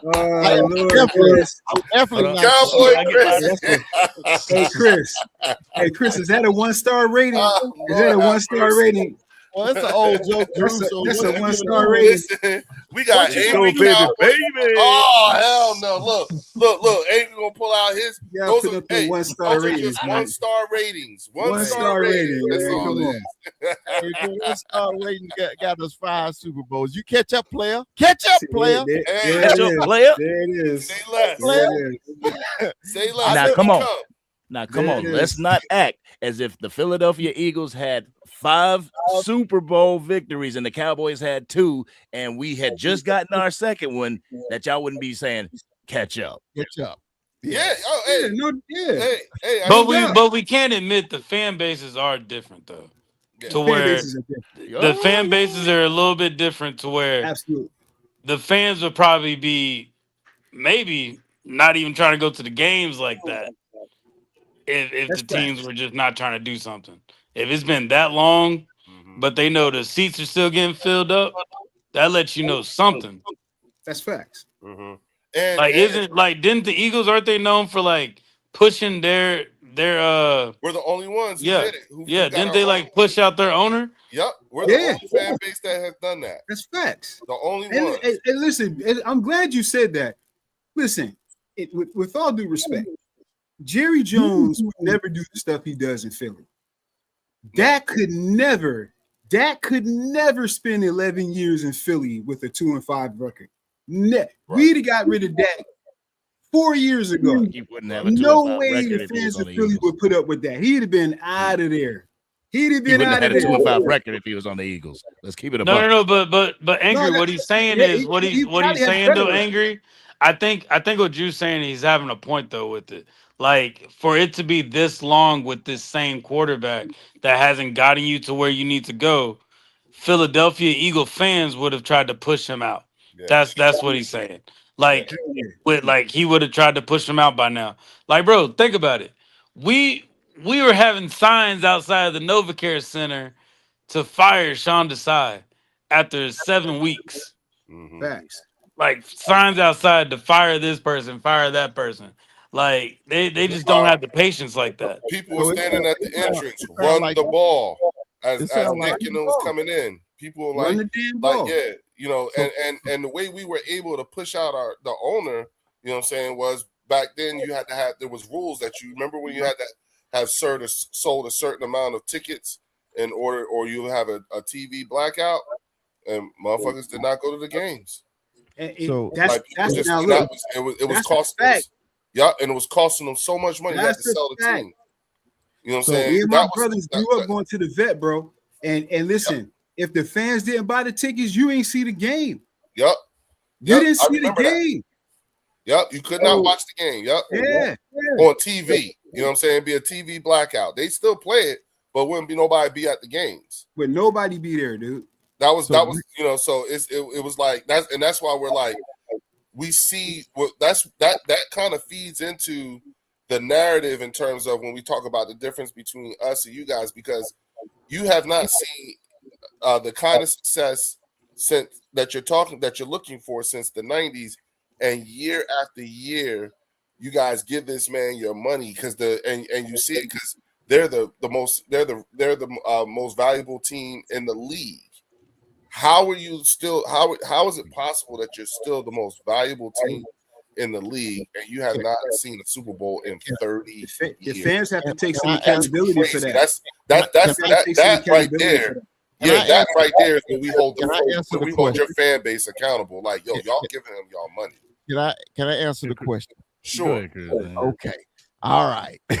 It's funny how the diehard Eagle fans, even when y'all was trash in the 70s and the 80s, y'all showed up at the vet every damn Sunday. And even if you didn't, y'all still repped y'all team. Mm-hmm. You still did it. Okay. So when the Cowboys rep their team and we ain't been to a Super Bowl in 30 years, it's a problem. Why y'all let the Cowboys? I ain't never known an average dude that can tell a billionaire what to do about his shit. So I'm like this. I'm a Cowboy fan to the day I die, just like y'all Eagle fans to the day you die. Okay. So I never understood that it's the fans' responsibility about the owner. Okay. Only thing we can do is cheer for our team and hope for the damn best. But that's not the only thing you can do. That's what kills me. That's what y'all always. That's a terrible. You know what? Yeah. It's 2026, and I'm in a constant state of friendom shine. You know what that means? That's to be embarrassed on one's behalf. And every time I hear a Cowboys fan say, "We can't do nothing," yes, the fuck you can. Yeah, you Don't can buy nothing. Stop buying shit. You can still rep them with the old shit that you got, but stop giving the man your money. Y'all do it every year. It's not so. It's not so. You can't say there's nothing we can do. Yes, it is. You can just stop spending your money. That don't mean that you don't have to cheer for him. Okay, that's not saying you got no. But say if every Cowboy fan stopped doing that. Right. So I've been to I can't say 1,000, but many games in that stadium, right? And it's still that destination. Let's go see the Cowboys in Dallas. So say no Cowboy fans go there. It's still going to be. It's still. But like this is my thing, and I'm a preacher for who? No, but I'm gonna say this though, and I'm probably the youngest one on here. I'm speaking as somebody that lives 20 minutes from the stadium. Everybody younger than me, they don't talk that are Cowboy fans. They not really Cowboy fans. Facts. They'd rather take their girl to Raising Cane's and go get a little chicken sandwich or get some chicken bites than go watch a Dallas Cowboy game. Like I get it. Y'all seen the Cowboys at their highest. So there's a certain expectation that you have. But the fact that the younger generation has not seen it, they haven't witnessed it, and what they've only witnessed is disappointment, and family members of theirs get upset. They don't show that as much fandom and value towards their team as a younger Eagles fan would. But you guys are a prime example of having a 51-year drought and then making it and winning a Super Bowl after 51 years. Mm-hmm. Correct. Why can't that be in other fan bases? And no. I think that can. I truly hold on, angry. Man. Somebody said that Cowboys fans were bandwagon jumpers. This ain't the bandwagon. No. This ain't even the channel for that. Honestly, yeah. People we got on the panel, that ain't even. None of y'all built like that. But what I'm saying is, I think y'all get where I'm coming from with this. But that's all that I'm saying. Yes, y'all seen it. Y'all seen them at their highest. The younger generation wants to see that. Until the younger generation sees that, feels that, gets that experience, y'all gonna be able to carry that same tradition. But right now, it's the younger it's the younger Eagle fans that are getting that feel right now. Well, So I until that comes, like older fans are gonna start getting y'all still gonna be passionate. But the younger fans, are we really gonna? I'm not gonna spend money to go see the Dallas Cowboys. well, I'm not I gonna do that. I disagree with that. Let me tell you why. Because I lived a block from the stadium. Okay, so You what say I'm you lived or you I still do? lived, I lived a block from the damn stadium. I lived in Arlington. Okay, so for when the stadium was built until I left 2 years ago. Okay, I live in Seattle now. But what I'm saying is it's a family generational thing. My grandfather was a Cowboy fan. My father was a Cowboy fan. I am a Cowboy fan. My grandchildren are Cowboy fans. I thought you it's say your son was a generation. Commanders fan. My son is, but my daughter is a Cowboy fan. He's Okay, so I told you my son was a Commander fan, but my daughter's a Cowboy fan. My grandchildren are Cowboy fans. Okay, so it doesn't matter the generation. If you got that passion for your team, you got your passion for your team. It doesn't matter if they won. So, hey, the Cardinals ain't never won a damn Super Bowl, but I know diehard Cardinal fans. Okay, and before y'all won in 17, y'all were diehard Eagle fans. Thank you. Wait. I think you guys are confused. Like, no one is telling you not to be fans. Yeah, nobody's telling you. No one is saying to you, don't be diehard fans. That's not what we're saying. No one is saying that. What we're saying is that you know, there is to say that there's nothing we can do. That's not true. You can always you want to get let me tell you something. You want to get a billionaire's attention? Fuck with his money. Yeah. That's all you got to do. That no one said don't be a diehard fan. No one said take the family part of it all out of the way. No one said don't be. No, we're just and because we're diehard fans, it was the diehard fans who did not give Van Buren that money. Like we was like, I'm sorry, not Brahmin. You know what I'm saying? We didn't give him that money. And that's how they got there. They were running at a loss. So what I'm saying to you is it was an economic thing. And that's all we're saying. We're not telling you don't be a fan and don't pass down your fandom, but don't say there's nothing we can do. Yes, there is. Yeah, I'm not saying that. I'm just saying at the pace that it's going, after all this time, children have been born and there's not a lot of Cowboy fans that I've ran into that seem as passionate as the older Cowboy fan base. That's all. I have not ran into a passionate younger Cowboy fan. No. Wow. That's all I'm saying. Wow. And I live here. I live in Long Beach in the Los Angeles area, right? So there's a huge contingency of Dallas fans that live in the LA area. So, and most of them are like you guys' age. There's very few like young Dallas fans that I come across. And here's why. Like my son is an Eagles fan, right? Wait, hold on. Hey, Chris, Angry, if y'all want, man, go ahead and connect y'all's channels because I know there's watch hours. Everybody got to start working on their watch hours and shit like that. And I want y'all to take this and clip it up. If you don't want to connect your channel, that's cool. But make sure you take this and clip up your time here or whatever you want from here. All right. You know what I'm saying? At least you could get some shorts out of this. Yeah, I will, but I got matter of fact, in 20 minutes, I'm going live Cowboys After Dark. Especially on the West Coast. So hey, as soon as y'all done, y'all can tune in on mine if you need to. No doubt. For sure. Are you gonna be on TikTok or you going on I'm gonna be on YouTube. Okay. Oh, really? Okay. Because I usually see you on TikTok. Send me a link. Send me a link. I'll come. And see why I kind of give pushback on that is, like Chris said, there's Cleveland Browns fans who just became fans or have been fans the entire time and they have never won anything. Mm-hmm. Just because you run into 6 or 7 young Cowboys fans who might be lukewarm doesn't mean that the entire fan base is filled with lukewarm fans. Right. You know what I'm saying? We're not saying that, Angry. Not saying that's fair.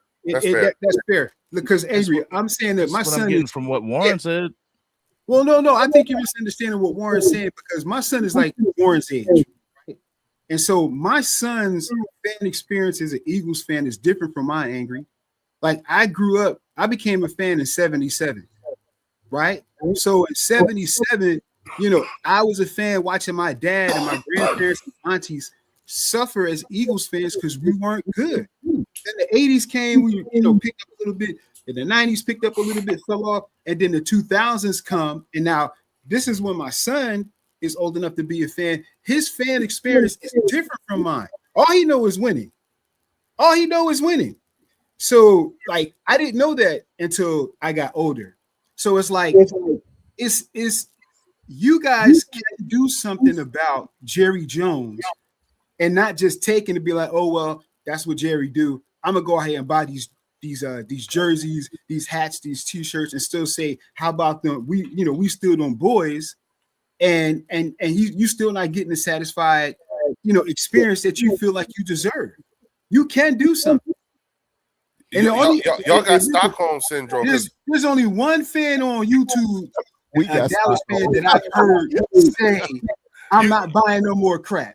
I'm not giving Jerry no more money."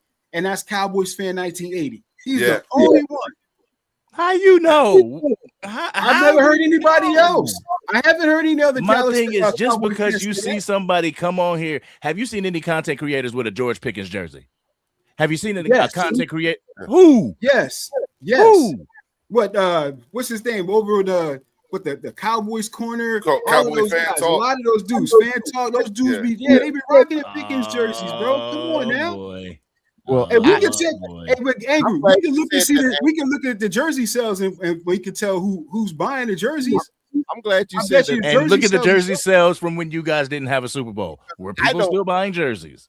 Yeah, absolutely. Come on now. Come on now. What we're saying is, Eagles jerseys have started picking up since the Eagles have been winning. Yeah, Eagles jerseys have started picking up. But I have a question for Chris though, and I know you said like you're a historian of football, like you like the history of football. Yeah, and just educate me on this. No trolling, none of that. I know Jerry Jones bought the Cowboys in what was it, 88 or 89? Mm-hmm. The owner before, what made him want to sell the team? I'm just curious. Bum right solely because he was broke. He was broke. That's why he sold it. Honestly, because Jerry made him an offer he couldn't refuse to. At the time, the Cowboys wasn't making any money. The Cowboys was losing money hand over fist after the Roger Staubach era, going into Danny White. And when Danny White was there, they always went to the championship game but couldn't get to the Super Bowl, right? Okay. Danny White was tired, and then the Gary Hugglebooms and all these other million quarterbacks before they drafted Troy Aikman, they was losing money hand over fist. But Wright was losing money, so he put the team up for sale. Jerry swooped in and got the team. Got you. Okay. So so you're saying, so basically you said the Roger Staubach era, they were going to the championship and not winning, or that was Danny White, because Danny White went to I believe 3 NFC championship game and lost all 3. Okay. Got you. Mm-hmm. Yeah, because I know I watched the whole Netflix documentary and I was just a little bit curious on it. But yeah, that's how Jerry got the team, because Bum was broke. Basically, he was. And then you got to remember too that's remember we were talking about last time I was on the blackout, like y'all said, if the tickets weren't selling out, you couldn't see the game on Sunday. It was the same thing in Dallas. Right. Like I said, we used to drive to Waco to watch the game. So so the very thing that took out Brum, it was the same thing that took out Bum. Yeah. Mm-hmm. Okay. I got you. Okay. And the funny thing about Cowboys fans being our age, I'm just looking at the actual statistics of the fan base. 52% of the fan base is our age. 48% is 29 and under. Damn. So just because they haven't seen a Super Bowl doesn't mean that they're not going to be a fan. It's just the passion of wanting to get there and eventually getting there, because when you eventually get there, like Philadelphia Eagles fans know, Mhm. when you eventually get there and you win, it's that much sweeter. Well, angry to me, they still ain't shit. So them damn Eagles still ain't shit. You know what? You know what, Angry? You know what? You ain't gonna be doing too many goddamn alley oops here with Chris. All right, you gonna stop serving up these alley oops. That shit ain't funny. You know what I'm saying? With your thumbed up mouth, man. Get out of here with that. You up That's here why giving this I'm man all angry. kind of alley oops and he dunking on us. And Hey. shit, the hell? Hey, I let him be Jordan. I don't mind dunking on your ass. I don't care. Yeah, because when it happens, yeah, Hey, We hey, know. Cowboys know. Nation gonna explode. y'all think y'all hate us now? Oh my God! Oh, no, we good. We good now. No, we good. We good. Honestly, don't hate you guys. Do you feel like y'all can win it this year? Man, it's always our year, bro. See- Come on, Warren. Okay. Come on. See, No, this, no. Okay. this year's not here. This year's not. See, this year is not. This year's not here as far as the regular season goes. We haven't even seen the preseason, but that's the thing. People will ask you that question to back you up in the corner. You'll be like, "Yeah, we can win a Super Bowl," and when you don't, remember what you said. So I'm more along. No. the lines of- I'm Show me. saying like with the roster that you have, with the coaching staff, with the like teams know if they ain't contention or not. Like we all know the Browns aren't in contention right now. And Like, we found out. and then we Cincinnati also ain't know that there are teams that can always come out of nowhere, like the Seahawks and the Patriots did, just because they put in all the work the last few off seasons, and we saw where they went. So it's always can be some team that stands out. But based off your roster, your staff, your personnel, do you feel like y'all can be that team at some point? Well, Warren, I'm gonna give you a legitimate answer. Okay, I think the offense can be. It's just the unknown of the defense. That's you. my legitimate answer to you. No crap, no nothing like that. I'm just completely honest, because as Cowboy fans, we just trying to be halfway. Okay, if our defense is mid, in the middle of the pack, we honestly believe we can make a run. But if our defense is continuously the worst in the league, we're not going anywhere. We're 7-9 again. Yeah. I mean, I believe with the coaching staff and the way things have been moving since last offseason, it gives us more of a runway to be able to have the freedom and autonomy to get to a Super Bowl. You know what I'm saying? In years prior, Jerry Jones had been trying to run the team, promotion wise as well as football operations wise for years, and it's netted a zip. So now this year you see the autonomy that Jerry and Stephen Jones is giving back to the coaching staff. The coaching staff have more of a say-so in who we bring to the team and philosophy and culture when it comes to the Cowboys. So I believe that Shotty, he's been to 2 AFC championships with the New York Jets under butt fumble Sanchez. So it's like, what has he done since then? Huh? What has he done since he's been to the AFC championship? So he hasn't been to a Super Bowl or AFC championship game since he was with the Jets? No, he hasn't. Okay. No, I'm just curious. I'm not trolling. I'm asking for real quick. Shout out to David Sat with the $5 super chat. He said, I do it different. I get my jersey custom made with players' numbers, but I get my last name on it. Yeah, I'm gonna get me. I was thinking about that this year. Yeah, I'm with that. I was thinking about that this year. Yeah, because all my jerseys are none of the current players. I have no current player jerseys. Why is that? The why is it? Because of what happened to Michael Parsons and stuff like that. You don't know how long they're actually going to be. I didn't have a Dez jersey. I didn't have Romo jerseys. I didn't have them. As soon as they were done, I went and got them. Okay, because I know that's where they left. That was their final destination. So Yeah. I even got my favorite player all time for the Cowboys, Harvey Martin, co-MVP of the Super Bowl. I rock that a lot at games. So, that's just me. And plus it's my age too. So Right. I don't rock none of the current stuff. But as soon as they retire a Cowboy, I grab their jersey. Yeah, I feel respect you that. on I respect I that. feel you on that. I just always look at it as that year that they kind of had their peak.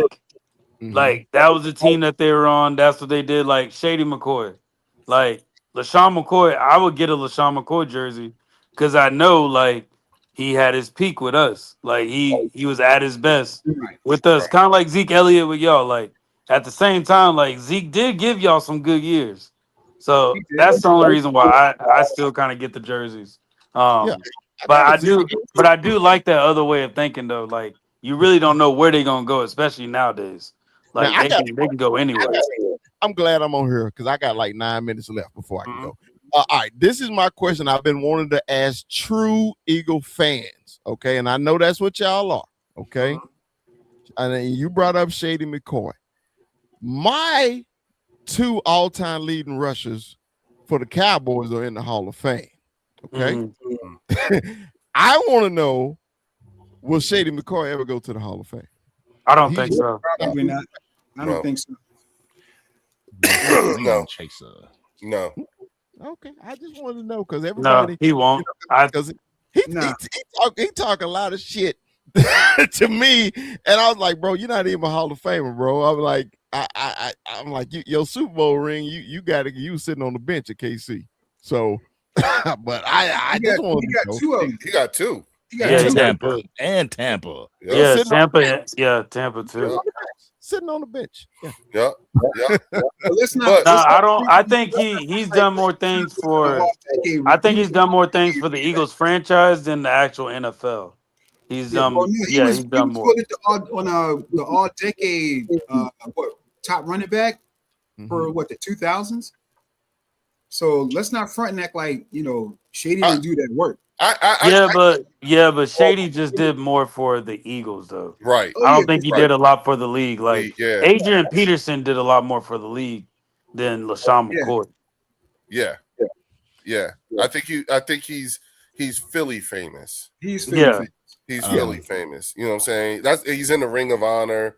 You know what I'm saying? All that stuff. That's Like if Carson Wentz didn't go out the way he did, I think he would have been looked at the same way. Like, Yeah. but Carson Wentz went out bad. Yeah, So he went for that. Yeah. Well, the moment And, he showed bitch assness, he had to go. And BC Weasel, we mentioned Vic Fangio because Christian Parker is from that tree. We Mhm. also mentioned the Denver Broncos. We also mentioned the Green Bay Packers because Christian Parker was a part of their defensive staff. Mhm. You don't have to make it like it's one of those y'all want to be the Eagles.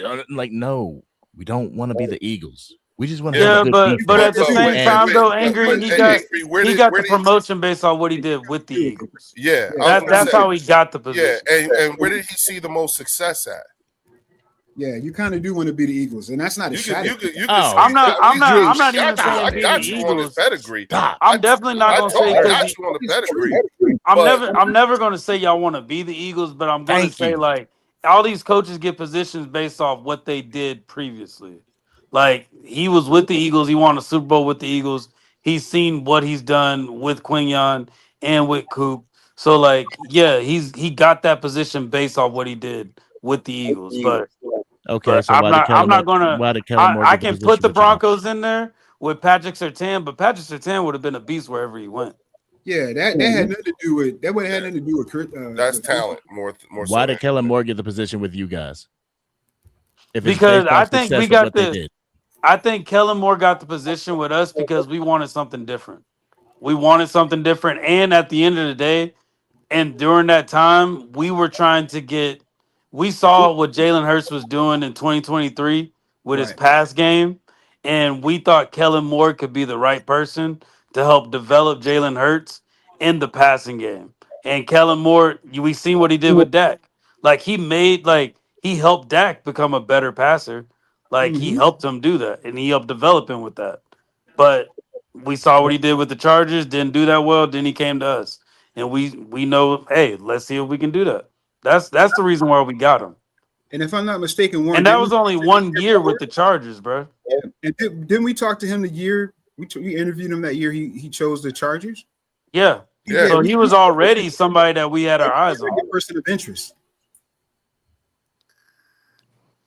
And when I say be like the Eagles, Angry, you want to emulate what the Eagles have done, and it's like there's no disrespect to that. And I think that's what Christian is trying to do. Yeah, I think he's taken some of the stuff he's gotten from Denver and Green Bay, but I would venture to say the majority of his impact and the majority of his influence comes from Vic, because all those other guys learn from Vic. They're running Vic's version of the defense. So yeah, you're going to be like the Eagles in terms of the type of scheme that you're trying to bring to Dallas. Yeah, but where did he see? He was also the DC for the Dolphins too. But where did he see his most success? Yeah, but even with Sean Mannion though, with the Packers, like we saw what Sean Mannion was doing as the QB coach and what he did with Malik Willis. Like he got Malik Willis a starting position with the Dolphins. It's the Dolphins, but we saw how he helped develop Malik Willis. Like that is what it was a partial of the reason why we brought him in. It's not to complete. Well, we're going to change the offense, but a large portion of that is to also, hey, how can you help develop our quarterback? Right. All right, guys, I got a boogie, man. I got to get ready for my show, Cowboys After Dark. You can check me out, man. We start at 8 o'clock Pacific time. You can find us on the Cowboy Up podcast, established 2024. You can put join it in the us. chat. Yeah, put your link in the chat. There you go. I'll throw that link in now. Hold on. Yeah, put it in the chat. Let's join the chat. Connect. All right, and I will do that. Matter of fact, I'll do it once I jump off, and I hope to see y'all there. I love when Drew trolled me. It's awesome when he does it. All right, Drew stirring up the spirits, man. All right, y'all be good. All right, big dog, be safe, man. Right. Oh wait a minute, let me. Oh no, wrong one. There we go. Okay. Hey Warren, you can still hear us, right? Yeah, I can still hear you. Okay, all right. And plus, I'm on my phone. It don't really happen when I'm on my phone. Okay, it's when I'm on my iPad. Okay. All right. But so, Angry, do me a favor. Give us the latest. What's going on in camp and whatnot? You know, I know y'all had y'all joint practice and whatnot. You know, what's the latest and greatest? What you hearing? I mean, it's like Cowboys fans. We're kind of riding the high from the joint practice. We're continuing to ride the high from the defense that we see in training camp. And yes, Dak has been throwing interceptions in training camp.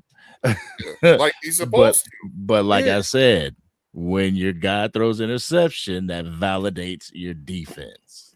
Yeah. You know what I'm saying? Yeah.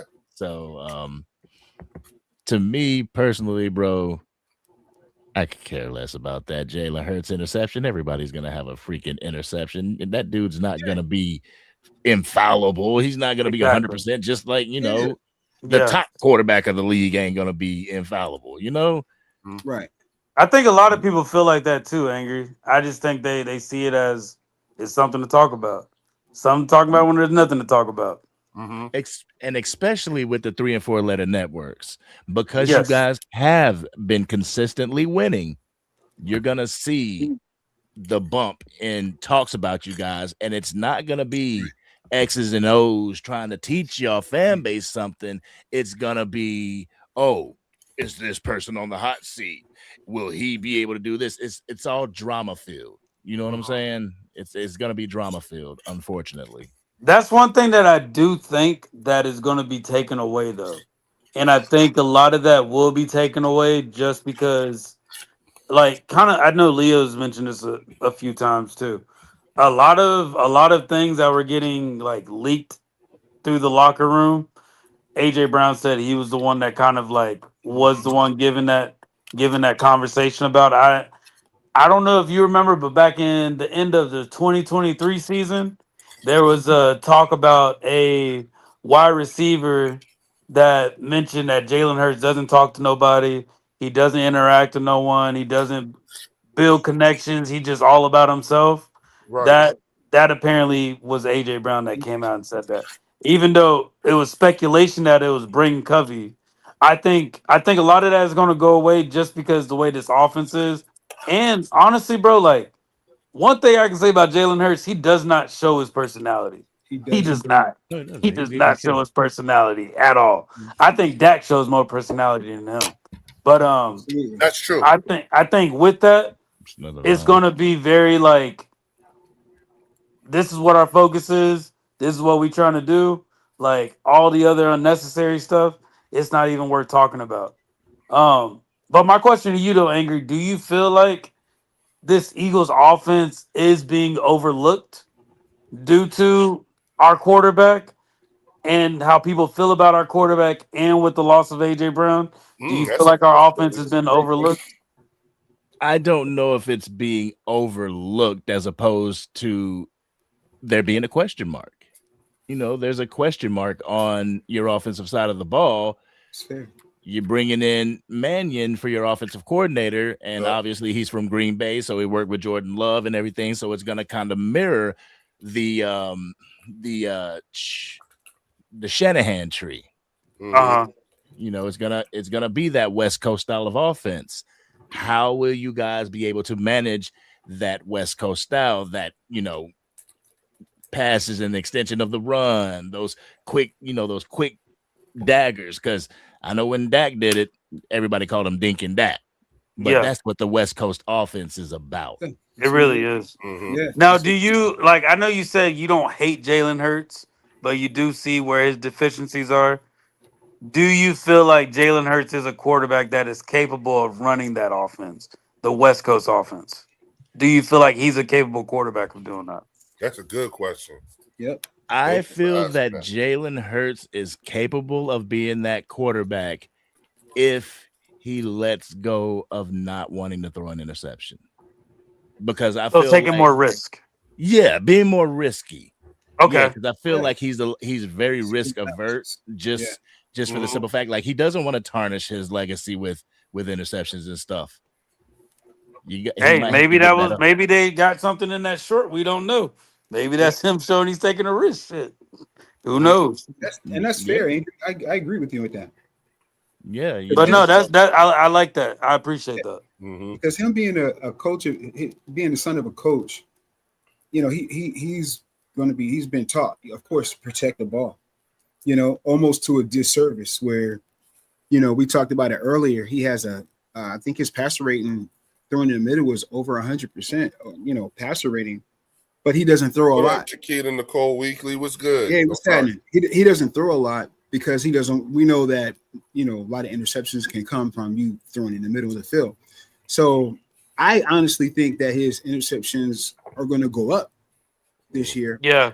I don't have a problem with it because, you know, if he's taking the risk and learning from those things, then I'm cool with it, man. So I feel like our quarterbacks with Dak, I think Dak needs to throw less, and I think Jalen Hurts needs to throw more. I agree.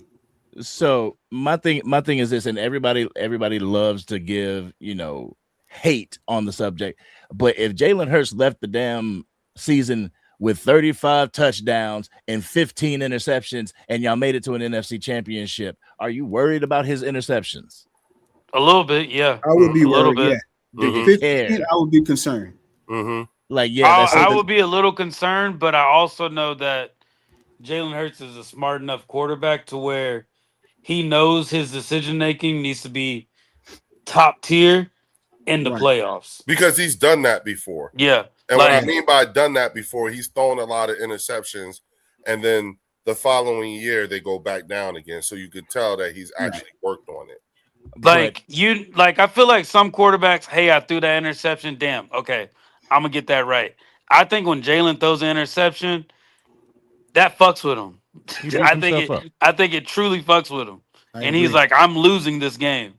Like, I think he looks at it like that. I feel like some quarterbacks that are used to throwing the ball as much, they see an interception as, damn, I'll get it next time. Yeah. Or we can get that. I think he looks at it as truly like he's losing the game because of him. Like, I think he looks at it like that because I do think my quarterback is harder on himself than he needs to be. That's the impression that he gives off. I will give you that too, Warren. Yeah, I agree. I don't think nobody says anything more about I don't think anybody could beat him up more than he beats up I himself. agree. Harder on himself than he needs to be, being risk averse.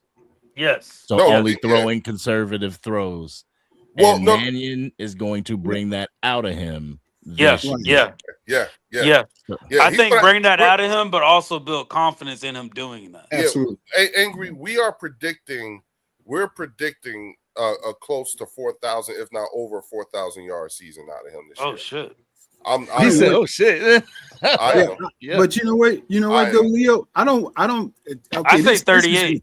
That's where I'm at. I don't need 4K. If he can get 30 between, I'm okay with him having 30, any like 37, 38. I'm cool with that. 2022 version. Because I'm cool with that. But here's where if we see this, then the Eagles are definitely a Super Bowl team. I need 2,000 yards from our running backs collectively. I don't need Barkley to run for 2,000. If Barkley giving you 1,400, and I can get like 6-7 from Tank, and between Jalen and the rest of the guys give me like 300-400 yards. If we can get over 2,000 yards from our running back room, and Jalen throws for 3,800 yards and gets me 35 touchdowns. Is it me or Drew's getting robotic? Is it me? Is it no? I hear you fine. I can hear him fine. Yeah. That's all I need from if we. You can hear him. Okay, I'm gonna exit. I'm gonna come out. I'm gonna come back in. Sorry, if we get that, if my offense gives me that, we're Super Bowl, baby, Super Bowl. And the thing is outside of to your point, Angry, correcting the being risk averse with the interceptions. Mm-hmm. What we also are looking for heavy is we want to see a heavier dose of Tank Bigsby. Hell yeah. You know what I'm saying? Not because Saquon's on the decline. No. You know what I'm saying? It's because man, and when he did get a chance, he took advantage of it, but they just didn't. Kevin Patullo and them didn't use him right last year. I mean, that whole offense was all fucked up last year. It was all messed up. You know You've seen it, Angry. It's a little bit of Zeke and Pollard. Yeah, you definitely want that 1-2 punch, but at the same time, you can always go back into history and see how Aaron Jones was used in Green Bay, how their rushing attack was used in Green Bay. I mean, they kicked the shit out of us in 2023, but for the majority of it, they were more leaned on the arm of Jordan Love. Right. Yeah. See, but then they also brought in Josh Jacobs too. And bringing in Josh Jacobs, he started carrying a larger load as the running back. But something that I got an average from all the receivers that we have. Elijah Moore, Hollywood Brown, Devontae. I even put Saquon in there, Dallas Goedert. I just don't have Mekhi Lemon just because we haven't seen him. But if totaling it all together, like with those wide receivers averages, like Jalen can throw for at least 3,400. Like that's how many like passing yards I got with that. 3,400. If he can spike it up to 38, I'm personally fine with that and let the rest be on the run game. So that's kind of what I did. Like that's just me being bored and trying to find something to do. But I was just curious with it, just to see what is the possible like passing yards Jalen can have. And I got right at 3,800 with that. I'm fine with that. I don't need 4K. Yeah. I mean, I'm not saying it wouldn't be nice, and I'm not saying he's not capable, but if I can get 30 in the high 30s, and my running back room is giving me 2K, I'm in heaven. And your example, Angry, is why I can co-sign what Drew said. the thought of it could be in something like a resemblance of that Green Bay 1-2 punch type thing. You know what I'm saying? And being able, because we're a running team.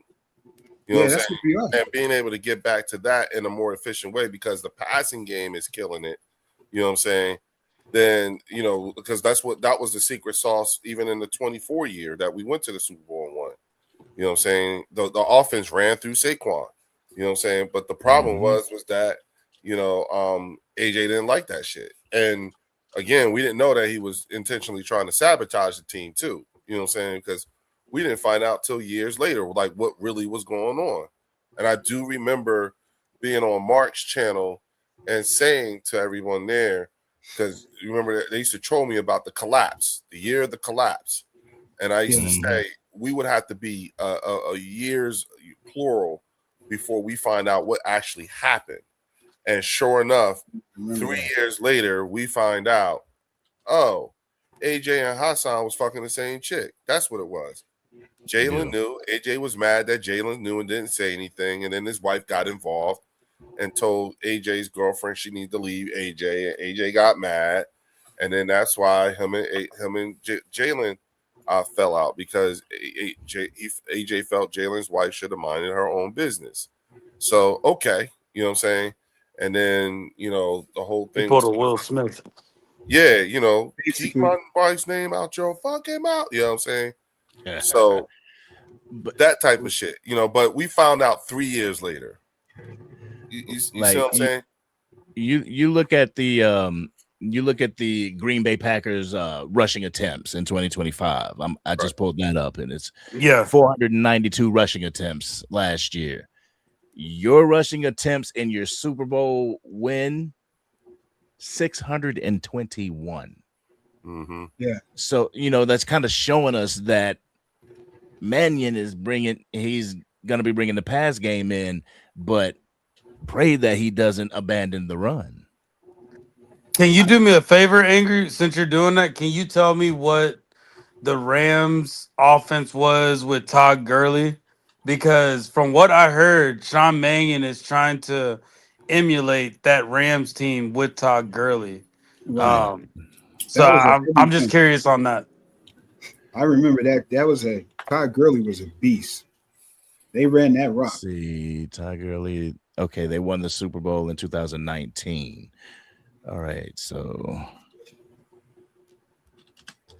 how many rushing attempts? And Warren, I think we're going to see more RPOs too. You think so? Yeah, well, him playing in the center. Yeah, I think the RPO is going to be. I don't think it's going to be a heavy rotation, but I think you're going to see it to keep defenses honest. 401 rushing attempts. Okay. Wow. So yeah. Wow. So, but and that's without a running quarterback either. So that too. Yeah. But also, Drew, I agree with you. I mean, from the outside looking in, I can see the RPO being more of a factor this year for you guys. Now, who are your, outside of Caleb Downs, you know what I'm saying, who are your other, you know, standouts? Like, you know, who are the guys that, you know, you don't think get talked about enough? Who doesn't get talked about enough? Believe Justin Barron's not getting talked about enough. He kind of cemented his name in the joint practice. Jayshon Barham gets talked about, but Not because enough. he had that groin injury scare, he's not being talked about that much right now. Gotcha. Jadon Blue is not getting talked about enough. He had a fumble, but he's not getting talked about enough. Let's see. Rashawn Gary, people are throwing a lot on his name, but the coaching staff, they see a lot in him and they believe in him. So there's a few on there. Malachi Lawrence, he's not getting talked about like he should be getting talked about. Yeah. But, And those are not. That's not. These are all potential starters, right? Yep. Malachi Lawrence, not so much. Okay. He's not a potential starter. He obviously he was a draft pick from this year, but I believe he's going to be more of a depth until he works into that starting role. But as far as Caleb Downs, and I don't even think Jayshawn Barham is going to be a starter, if you ask me. I believe at that linebacker position, it's going to be D. Winters and DeMarvion Overshown. Mm-hmm. You know, the linebacker from the 49ers, right? Yeah. Okay. Yeah. Okay. Didn't you Right, guys project the starting lineup come out yesterday? Cowboys projected starting. The projected starting lineup came out yesterday. Your official I don't think it's chart? official yet. Unofficial depth Yeah, chart? it's not official till I'm after sorry, preseason. unofficial depth chart. Oh yeah. Yep. That came out. And I mean, they still got a lot of names on there that ain't making the team. So it's got a lot of names. It's super unofficial. Yeah, super duper unofficial. Super unofficial. I see. Because did y'all see that Daquan Wright got picked up by the Browns? Yeah. The Browns. Yeah, I was mad. I was like, "Fuck!"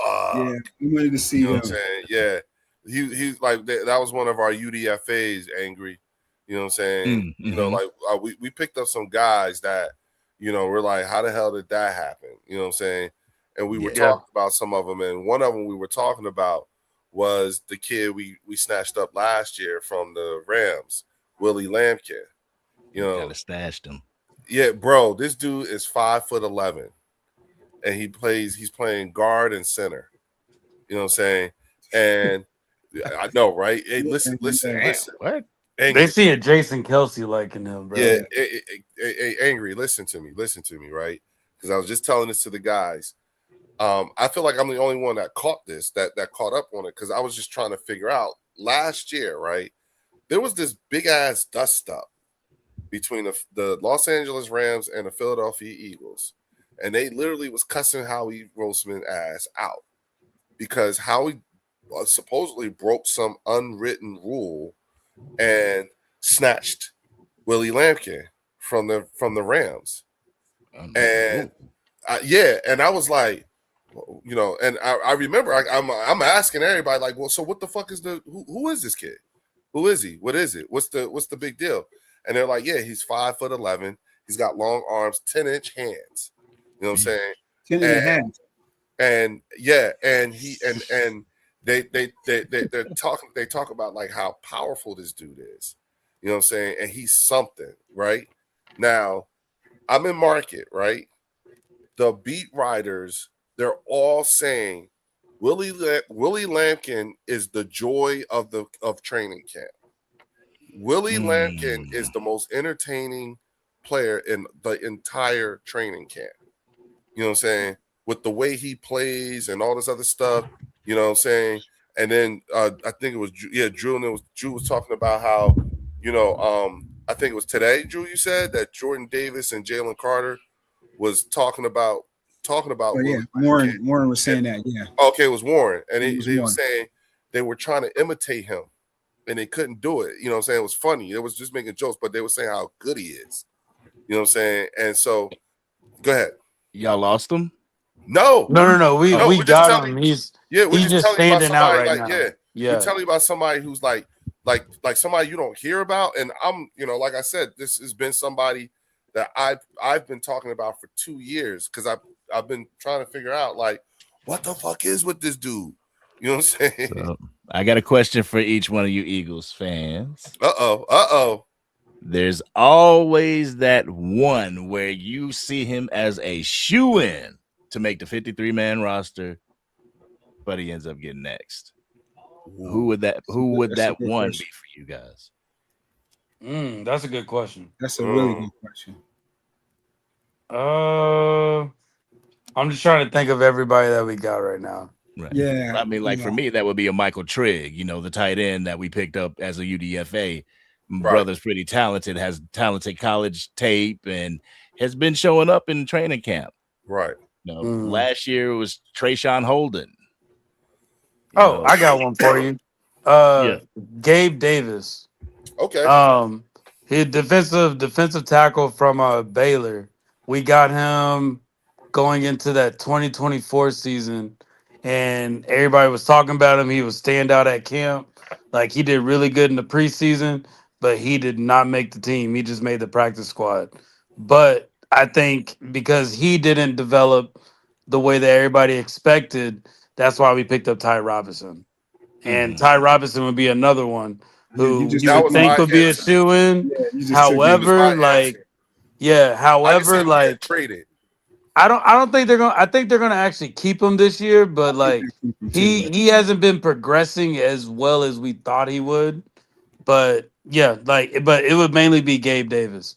Gabe Davis would be my number one though. I'm seeing a few people say Hollywood Brown. What do y'all think about Hollywood Brown? Yeah, I but think Hollywood Brown's gonna make it just because they're probably gonna actually get a lot of wide receivers on this team I was just about as to options say and was use about them to as pieces on the offense. So they Yeah. might do something and manipulate the roster to where they can get an extra one or extra two on there. I don't Now- think Johnny Wilson's gonna make it, but Drew and Leo are all about him. But I don't think Johnny Wilson's gonna make it. No. This is Yeah. his last camp to prove Yeah, himself. I don't think he. I think he's That's on the all. he's on the bubble. I don't know. He's I don't think definitely he's gonna make it either. Listen, when we Gabe start, Hall, that's who it is. Gabe Hall. Gabe Thank you, Hall. Tiffany. Yo, yeah, Leo, listen, we go ahead, you mind about? man. I'm up here doing it now. Yeah, Yeah, shit. that's all he do. Got it? Okay. Yeah, Yeah, man. that's all he do. Yeah, I've been doing it the whole damn time. Yeah. I got. Why you think you got that? Why you think you got that block up there? All I do is dip You know- this way. Yeah, I gotta ask the homeowner if I can go to his refrigerator. You know Hey, what I'm bro, saying? listen, man. yeah, Hey, that's love. Hey, That's love. this your third trip. You don't have to ask no more. You gotta fix your Yeah, own. you trip. good. This All right, y'all, you know the rule. After the third visit, I don't get up and pick nothing up for. I don't make you a drink. Go in there and fix that shit yourself. Go ahead. Yeah. You know what I'm Let me saying? give- Yeah, you let me act like give you you a home. name. You know what I'm saying? Act like you home. You good. You know I what I'm saying? appreciate y'all, brothers. But Let me give you a I name. want to say, Go ahead. I do think that this is Johnny Wilson's last camp. But when we started, and the reason why how I arrived there is because when we picked up Dontavian Wicks, and then I saw we got Hollywood Brown, I was like, oh shit! Now it's between Darius Cooper and Johnny Wilson. You know what I'm saying? And then Elijah Moore picked up. and then we Elijah picked Moore up had Elijah Moore, and I was ability. like, oh shit! You know what I'm saying? Yeah. Like, yo, man, they about to make this wide receiver room. Woo! Whoever I got a question for who Leo have and 6 Drew. wide So receivers. wait, let me give you mine, and this is kind of a long shot. I doubt it that it will happen. I'm just going to give you a name. If some of these young defensive linemen keep developing the way that they're developing, Fred Johnson. Now what positions? So for Johnson? you be offensive lineman. That's what I mean. Yeah, these. Yeah, you said some of these- defense, though. My Offensive bad. lineman. Yeah, because you got Lampkin is balling. I've been hearing good things about Micah Morris. We've been hearing a lot of good stuff about Michael Morris. Our second round draft pick, our offensive lineman. So, and we have a lot of UDFAs from last year, which I haven't really heard much about those guys. But Pierce. yeah, Pierce, So I was just if those guys continue to develop, and I don't know, Fred could be a casualty. I doubt it, but just throw a name out there. You saying that because he got beat up by a Jomo today? Yeah, Jomo did go up in his mouth. didn't he? Yeah. Hollywood, hey, angry. Them motherfuckers was fighting today, big time. Yeah, They stopped practice for it. Like they ended practice for this fight. You know what I'm saying? Oh, they ended the whole jump. Yeah, off? they ended it. They yeah. said it's over. Too much, yeah. Oh, Yeah, It wasn't no little fight. It was a big this ass is a fight. big deal. helmets on or off.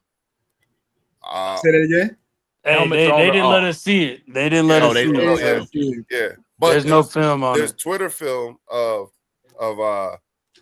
Howie going in on Fred and Moro Jomo and Nick Yeah. Stanley. Like They got nasty. yeah, they got it. I Yeah. bet you nobody was trying to fight with what's his name? Who are Bernard? Yeah, ain't nobody trying to fight with him. You know what I'm Boy, I saying? love Everybody's Howie. fighting, Man. yeah. Howie's that dude, bro. Whoever Bernard needs to know who has the ball, bro. That's what That's he all. needs to do. That's He needs it. to figure out who has the damn ball. See ball, get ball. Yeah. See ball, get ball. Uwar. Yeah. Clint was gonna say, hey, just See run ball, out, get just ball. get the ball, go get it. Okay, Yeah, go get the ball. I go get you. Ooh, oh. Yeah, I could get it. yeah. But I was gonna ask you, Leo and Drew, do y'all feel like with this offense being the way that it is, and with Jalen Hurts kind of spending that time with these wide receivers, do you think they'll let Jalen Hurts kind of have his opinion on who we should keep as wide receivers? I would say this. I'm sure he gets talked to. You understand what I'm saying? I'm sure he gets talked to. I'm sure that he is. I'm sure he's having meetings with them too. Some sort of say in it, yeah. Yeah. I think there's.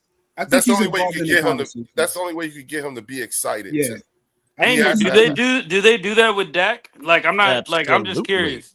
They do that with Dak? Absolutely, Okay. they do. Yeah, he doesn't have the ultimate say as what receivers we keep, Right. but I mean that goes into the chemistry and the timing as well. Like your quarterback may have better chemistry and timing with this receiver or that receiver. Yeah. And then somebody gets kicked and it's like, damn, I liked him though, you know? Yeah, exactly. Yeah. Well, that was the case. That was with what I was Hassan. thinking. That was the case with Hassan. You know what I'm saying? They chose Hassan over AJ. Right. You know what I'm saying? Like, Well, I don't think Jalen had a choice with AJ Brown and Devontae. Like that's your 1 and 2. Like that's peanut butter and jelly. Like you can't really. I don't want to throw it to AJ. Get him off the team. But like, I do think that would have been hard. But I do think that how we came to Jalen Hurts and was like, yo, we thinking of getting AJ Brown. We're thinking of bringing him to the team. Right. Actually, Jalen went to them. To them about it. Because you got Jalen is AJ's daughter's godfather. And Jalen broke that whole thing. That's how we ended up with him. There's a documentary of Jalen Hurts actually being at AJ Brown's house when he got drafted by the Titans. He was right next to him when when they were on the phone. When the Titans were calling AJ Brown and picking him up, Jalen Hurts was right in front of him. Standing right there with him. Yeah. Oh damn! So that just puts a whole nother dynamic on that whole AJ Brown Jalen. Bro. Like it's deeper than that. It's deeper than that. That thing was a mess, bro. That thing was a mess. And that's why I was arguing with Juan when he was like, "Oh, y'all would have had AJ without Jalen." I'm like, "No, we wouldn't have." Jalen was the one who brokered that whole thing. We wouldn't have had. Howie wasn't looking at him like that. Yeah, you know what I'm saying? they were technically not best friends, but they're very, very close with each other to where they're almost like family.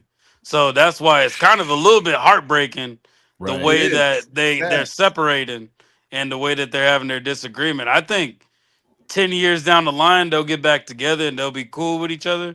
But just right now, in the heat of everything, everybody's at their peak. They just can't. Some friends you just can't work with, bro. They're there for a season. They're gone for a few seasons in your life. I'm talking about a season in your life, and I think that what's going to have to happen in order for their friendship to get to mend itself or whatever. Both of them, angry, got to be in their 40s and 50s. They're too young right now. They have to live life, experience life without each other to be able to appreciate having each other. You know, they don't miss each other yet like that. You know what I'm saying? Not to where you're able to look past these little things and get it. Right now it's too deep and too fresh. And they're young. You know what I'm saying? So they just got to, they won't, once they get their real grown man on, because these dudes are still in their 20s, bro. So, you at 28. Yeah, you at 28 and you at 38 are two very different people. Bro. Mind you, Jalen and AJ Brown, they both were agreeing, even last season, to go off script at times. Like that Bears game when we were just getting dominated. Yeah, like AJ Brown and Jalen Hurts, they both communicated to each other like we just gonna go off script, bro. Like we can't let this just keep happening. And that Rams game too. That Rams game, I sent y'all the highlights, but when you watch that Rams game, it was all about Saquon that first half. It was. In second half, you see Jalen throwing the ball more, and you just saw that connection just start clicking. They opened it up. Yeah, it opened up the game, and he actually brought us back because we were down what 6 to 17 or something like that. Yeah, Guys, we keep we talking. came I back gotta from go it? get Rollo. Keep talking. I'm gonna go get Rollo. Yeah, we you were good. down double digits. But yeah, but I feel like they got some. It's like, when you're best friends with somebody, then it gets bad to where y'all just on a work basis. I think it turned into a lot of that. They just on a work basis. But yeah, Yeah, it sucks. It sucks how that friendship kind of ended, but it is what it is. yeah. I think AJ at some point, I think him more than Jalen, will sit back and kind of realize the pettiness of it all, and that it could affect his legacy. You know what I mean? Will he see the same success in New England? I mean, I don't know. If he doesn't, I think it could affect him. He could look back and be like, "Damn, I was tripping." Yeah. Yeah. I mean, revisionist history is 2020. Yeah. But I think y'all had the whole Micah Parsons situation, because does AJ Brown make your team better? Yes, he does. There's no question. Yeah. But at the same time, at what cost do we sacrifice our sanity and our team as Right. a brotherhood when you have this? And I hate to use the word cancer, but when you have this virus Distraction. Yeah. the distraction, there you go. When you have this distraction in the locker room. So But we're quicker to come off that shit. That's the thing. We're quicker to come off those things. Howie and Jeffrey ain't like playing when that. you see it, like it's not like there's always, I always say at the end of the season of every season. I don't know, bro. The Cowboys are pretty quick at coming off of that. Like came out of nowhere. Like we knew AJ was getting traded back in October. You talking about with Micah? Micah, yeah, bro. That Micah happened quick. That was an offseason. That was an offseason switch. Micah kind of pushed the issue when he started laying on the table and stuff like that. Yeah, that's what kind of. I feel like it started sooner than that. I feel like it started when I think it was. I thought when the first year Micah became eligible for a new contract, and went to Jerry and said, "I want a new contract," and they told him no. To me, I was like, "Uh-oh." No, he told him yes. That's what the issue. The issue was him and Jerry had an agreement that he would get paid. It was a handshake agreement, but when Micah went to his agent said, "No, we need to change that." Warren, I'm not talking about that. I'm talking about before that. You know what I'm saying? Michael, how many years was Micah on the team? 4. Yeah. So after his third year, that's what I'm talking about. It started after his third year. Remember, he went to Jerry, wanted to get a new contract. With the first year he was eligible. I haven't heard the first year. That's why I said y'all could have got him for cheap. You know what I'm saying? I never heard that story. He wanted a new contract after his third year. He thought he deserved a new contract. What year was this, Leo? That was after whatever his third year was. Whenever he finished his third year, not his fourth year, his third year. The first year he was eligible for a contract. He wanted a new contract then. So you're basically saying around that same time, like how Jalen Carter wanted a contract, but we could have extended him, but we paid him. Well, we see, because this would be Jalen Carter's third year. Yeah, you're right. You're right. Yeah. After his third year, he went and asked, and the team told him no. No, yeah. And I said I was like, that's when it's going to be a problem. I was like, it wasn't a problem because after that, he was at the Super Bowl with Jerry Jones. Yeah, I know. Still rocking with Jerry Jones. Oh yeah, that's right. He was. Yeah, it wasn't that much of an issue to where they had a complete falling out, or it would be the catalyst to a fallout. What that catalyst was what Warren was talking about. That initial conversation with Jerry Jones, Jerry asking him to stop by the office, and then them talking about a number, having a handshake napkin deal with it, and then David Mulugheta saying, "Nah." He's like, you need me to be involved with that. Yeah. Like that was a story that everybody was talking about because Jerry didn't want to talk to the agent, and that's when it started getting petty. Yeah, because I was like, bro, just talk to him, bro. But I do think that's where Jerry can do a better job at with his players. Is like, Howie is very proactive when it comes to signing his players. Well, most of them, especially the high, our talented ones that we've, developed and drafted. Like Jerry, I think that he drops the ball when it comes to that, because he could have got Micah for dirt cheap. You could have signed, Dak for dirt cheap. You could have got Dak for dirt, but then end up having to pay, making him the highest paid. Same thing with like I know you guys love that Pickens is on a tag, but I think that's going to come back to bite you, because why not just give the guy his money? Because look, Angry, I know you're shaking your head, right? But listen, Puka is going to get 40 million or close to it. He's getting anywhere between 38 and 40, right? So what I'm saying is, and look at all the other receivers that got paid like this year. A lot of number one receivers that's not even close to Pickens got the bag, more than 27 mil. So I think Howie's just more transparent though, Drew. Like I think Howie's just more transparent with people. Like, but he pays his players too. I mean, but look at the Super Bowl though. Like, look at after the Super Bowl, like he released Chauncey, he let Darius Slay walk.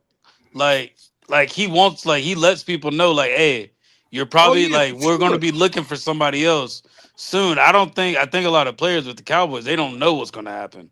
It's kind of the unknown. But what I'm saying is, be proactive with paying your foundational players. Like Pickens is foundational. I mean, it's gonna get ugly. See, and that's the thing. All these people that you named, even the Puka Nacua, right? His team that drafted him paid him. We just got 1 year out of George Pickens. Facts. Like, nobody wants to see him on the franchise tag. We would love for him to have an extension. I'm pretty sure I can talk for everybody when it comes to that. There's that certain few. But he was with us for a year. That was kind of like the same situation that the Green Bay Packers found themselves in, even though they ended up paying Jordan Love, but they only had one positive year of productivity out of him. Yeah. Just like George Pickens. So it's like, damn, do we give him the bag or do we want to see one more year? But you think him and Dak is not going to be productive, Angry? That's money. His talent was, there was that narrative, that perception that came out of Pittsburgh that followed him to Dallas. And it seemed, according to Pittsburgh media and their fans, right, Jerry was going to have a project. So that stigma followed him from Pittsburgh, and he proved everybody, well, I ain't going to say he proved everybody wrong. He proved himself right. Mm-hmm. You know what I'm saying? So he bet on himself. Yeah, and right now on that tag, even though Cowboys fans really don't want him on it, he's betting on himself, consummate professional, showing up, doing what he has to do to the level that we all know he can do it in. That is only going to better his situation, whether it's with the Cowboys or without the Cowboys. But I see there is a world where he is with the Cowboys next year. Understood. It's going to cost, man. That makes sense. That's my part. That's my thing. Cost. Today's price ain't yesterday's price ain't today's price. And it just feels like, it just seems to me, and this is on the outside looking in, like that's what the Cowboys are known for doing, is overpaying. You know what I'm saying? And of course, like we're accustomed to seeing, another way of doing things, but again, my whole thing is, I just feel like you could have got Micah for 37 million. You know what I'm saying? You could have got him, you didn't have to pay Mike, you didn't have to pay Dak that much money, you know what I'm saying, without no real return on investment. You know what I'm saying? So that's the part that really gets at. That's the part that I'm like, are you guys not paying? Does that not matter to you? How much is CD getting paid? CD is getting 34 million. Sorry. All right, George. Dyslexia. Here's 35. I've been saying 36 the entire time, bro. Okay, 36. I've been saying 36 the entire time. I think he would have taken that. But a lot of the times it's not about the APY, and it's about like guarantees and specific Oh yeah. the specific language of the contract. You know, Jerry can give out a dope contract, but your guarantees won't be crap. Yeah, that's what Howie does. Yep. So Yep. And so Yep. give you all the money up front. Yeah, yeah, Merry But- Christmas. I don't know. I can see him staying. I can definitely see Pickens staying and, I think, and yeah, being for on the team. And I think it also depends on if Pickens wants to be there. If he Oh. truly wants to be there, That's price true. ain't gonna matter. Like Oh, yeah, if he wants to be a Cowboy, they can pay him less and he can be fine with it as long as he wants to stay on the team. like, bro, if you look at the videos, like CD Lamb has his own YouTube channels, and you go on CD Lamb's YouTube channel, it's him and George Pickens. Like, you really feel a sense of a player being home. You know what I'm saying? Like, Mhm. really comfortable in the situation that they find themselves in. And I believe George Pickens finds himself in that situation. But do I see him taking a team-friendly deal? No, I don't. Just because of who his agent is. Mulugeta. But yeah, David Mulugeta. And my thing is, he's also, just like Micah Parsons did, went on record and said, well, you know, I don't want to be asking for crazy money. That's what he said. Micah Parsons said he didn't have to be the highest paid. But at the end of the day, like, bro, if you are top 7 wide receiver money, I'm gonna have to give you top 7 wide receiver. I mean, if you're top 7 wide receiver, I got to give you top 7 wide receiver money. That And makes it all sense. It all depends on where he falls. If you fall number 5, you getting paid number 5. Funny, CD Lamb's number 6. Right. Wow. Shout out to Sean Mims with the $2 super chat. He said, Olivia got paid, Flowers got paid, Pickens next. Yeah. Well, he can't get paid until next year. Oh, they can't- paid Chris Olave? Yeah, they paid Chris Olave. They got Zay Flowers too. They both got Yep. paid. Yep, guys. Didn't the Saints pick up that one play, Tyson? Didn't they pick up Tyson too? In the draft. Yeah. Yeah. Okay. Dang. Hey guys, I gotta drop. No doubt, bro. All right. You want to give a final word real quick? Yeah, let me just say, thanks to everybody for jumping on. Angry, I appreciate you, bro. We talk, and I appreciate Angry. He has really, really good, grounded opinions. And we talked about Caleb Downs, and he was saying he doesn't want them to put too much on Caleb, and I agree with that. I think Caleb is going to be a generational player, but I know overwork his circuits because it's going to be a lot of work if they're putting it on him. And I don't want him to look bad or lose confidence or anything like that, So, but I appreciate you coming through, bro. And Warren, always a pleasure, man. I can't wait to link up with us on Sunday. Yeah. It's gonna be me and Warren versus Angry and Hoodie Kush. Oh boy. Yeah, it's gonna be a little rumble in the Whoa, jungle. hold on. Wait, what? Yeah, it's gonna What? be a You little- want Warren against Angry and Hoodie Kush? Yeah, it's gonna be a little rumble in the jungle. You know what I'm saying? Yeah, but Hoodie Kush don't look at the Eagles. You don't Nah, think we- about us. We're not gonna touch that. We're not gonna touch that. We're not gonna touch that. Hoodie's my boy, Say man. that for Sunday. Yeah, say that. Yeah. Shout out to Pretty Kush. But no, hey, look, I appreciate Yeah, everybody in the good. chat, man. I appreciate you, Leo and Warren. Definitely sub up and subscribe to everybody on here. Go see, King DV. Go see Hoodie. Check out Chris. He's probably on live now. Man. Just shout out. Football is almost back, y'all. We only got a couple more weeks, man, and all the talking goes out the window, and it's about time to put up or shut up. You know what I mean? So I appreciate y'all, man. Go Birds! Go Birds. All right, Drew. Later, man. Yeah, peace. Hey, Angry, did you watch the interviews that they had with Up and Adams with the Cowboys? Did you watch that at all? I watched the one. I was just about to watch the one with Brian Schottenheimer. I watched the one with Dak. What did you think about so far? What have you thought about the interviews they've had with him? I'm looking for different things. As far as the interviews, I'm not looking to be entertained, or I'm not Yeah. looking to to be taught history. I want to know what's going on now. Exactly. You know what I'm saying? And these interviews aren't really what's going on schematically now. Is it matching kind of what you've been feeling about the team, or no? It's not at all. I mean, what Dak said, he's so cookie cutter when he hits the podium, you know, or whenever he's in an interview, that like I tried to look at it because my whole shtick, I do 3 clips and I get my raw and uncut on it. I looked at that interview, I'm like, you're not saying nothing that you haven't been saying. Okay, got you. And yeah, so nah. But when Christian Parker gets on, that's when you really hear the football conversation, like the schematics, the X's and O's and everything. And he's more of a fun listen, you know, to gain knowledge from than the kind of like how Vic is for us. So I definitely get that.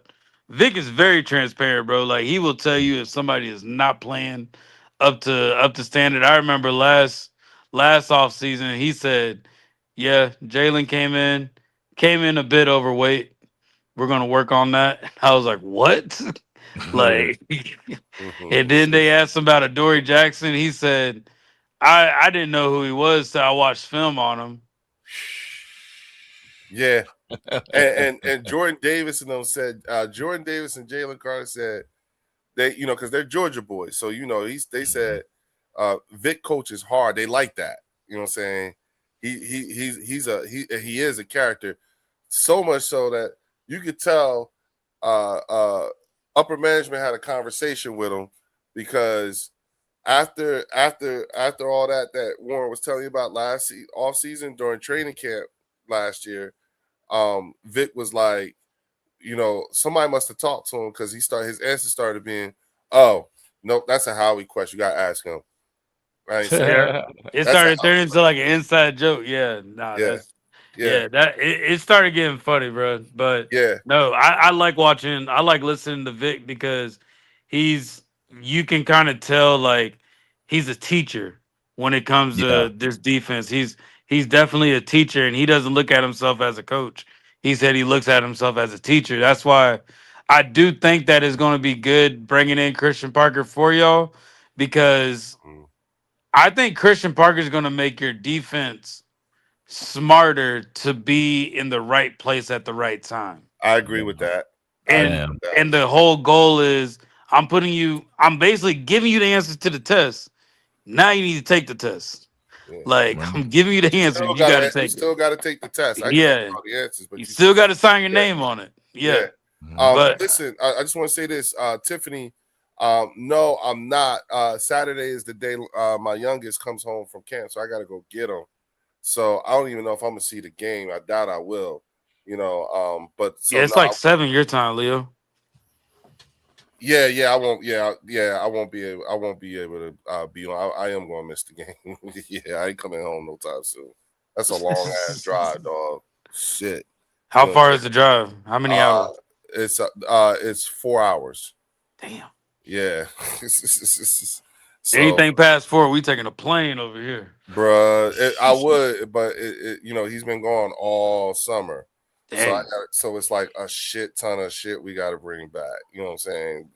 We got a couple trunks and shit like that. You know, but I don't. You know what? Truth be told, I miss his little ass. So I don't even care. I just can't wait to get my hands on him.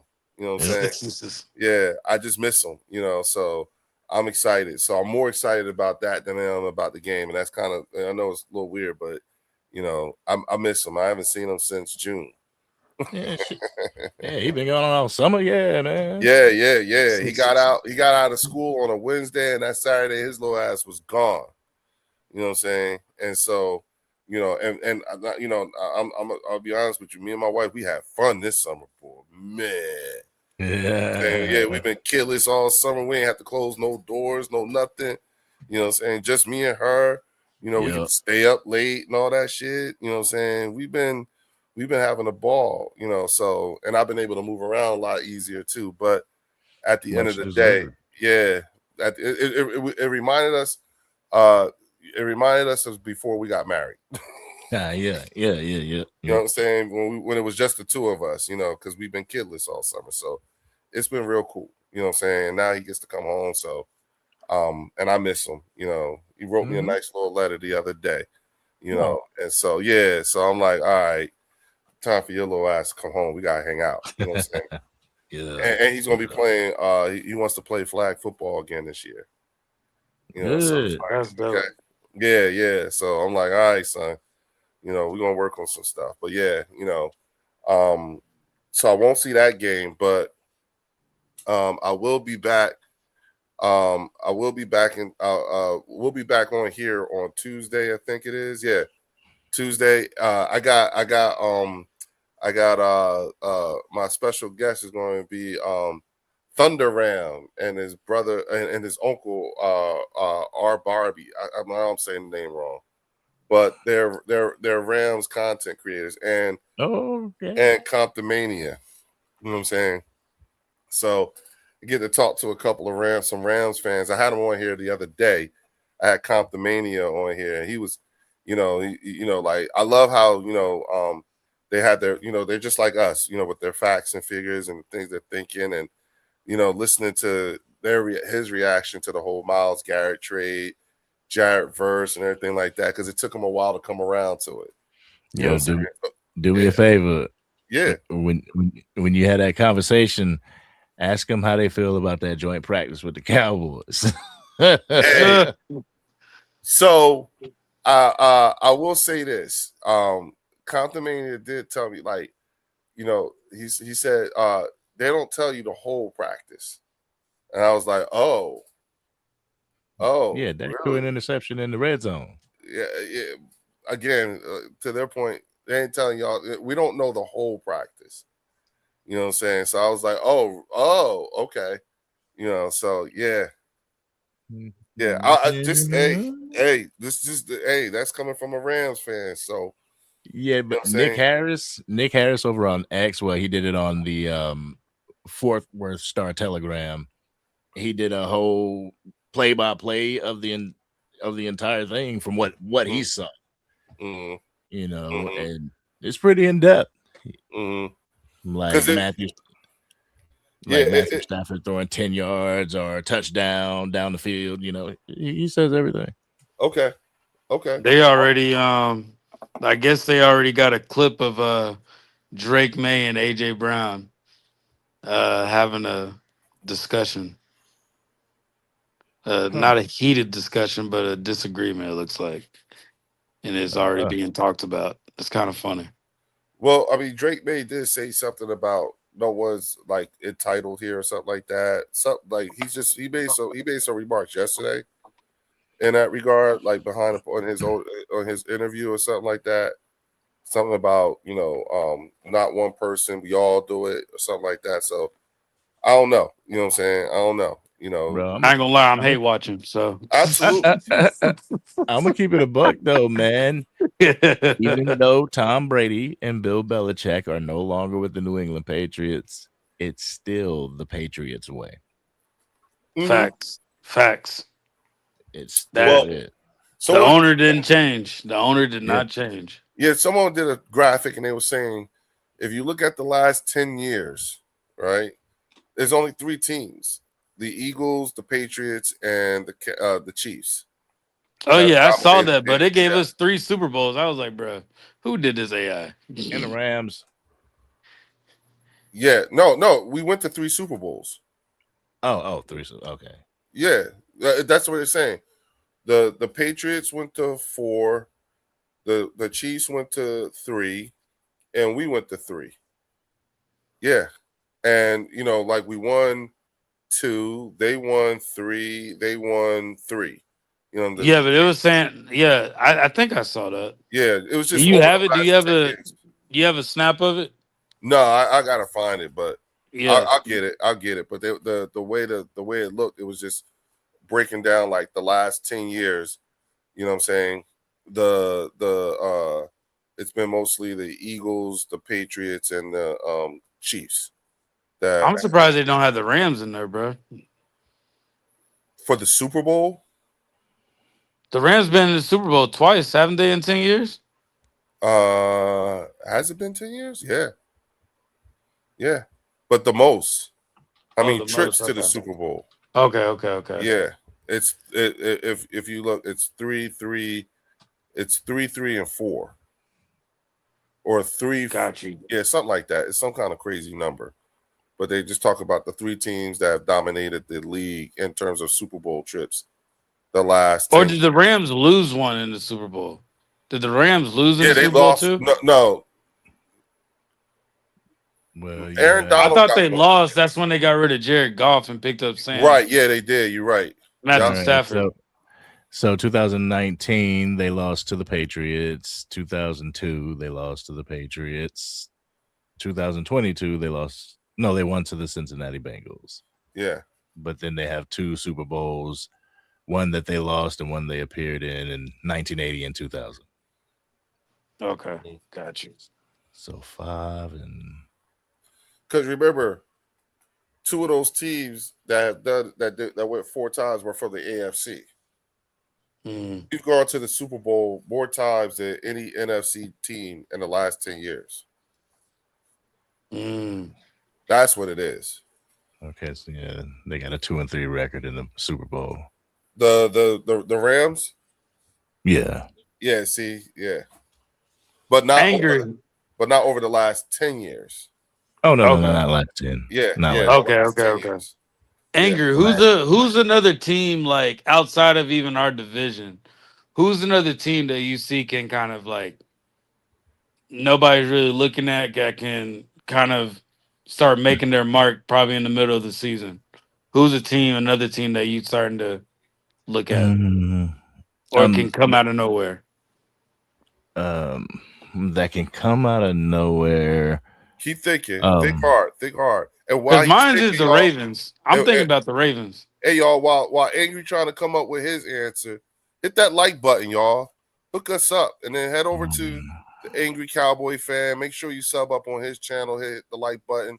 And, of course, you got to go see the Eagles Collective podcast. You know what I'm saying?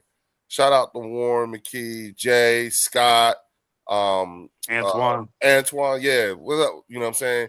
Hey, y'all got to come on. Y'all got to come back over here, man. You got to get the crew out here, dog. Yeah, bro. We going to do it. It's going to be soon. Tuesday is supposed to be the day. That's right. Yeah. Okay. Yeah. So, all right, everybody. So, bust it, right? So, this Tuesday, you know what I'm saying? And Angry, you come through anytime. You know what I'm saying? I got you in the group chat. But that's right. You and Warren are y'all gonna come over here when y'all finish doing your head to head, right? With Angry and Hoodie, right? Yeah. Yeah. So we'll have the after party. The after party is here at the bird section. You know what I'm saying? Everybody's invited. You know what I'm saying? So Angry, you and Hoodie are invited over to the after party if you want to. We might be having one of our own. Hey, come on through. You know what I'm saying? Link up your channels. Let's have a joint after party. We can all talk about it.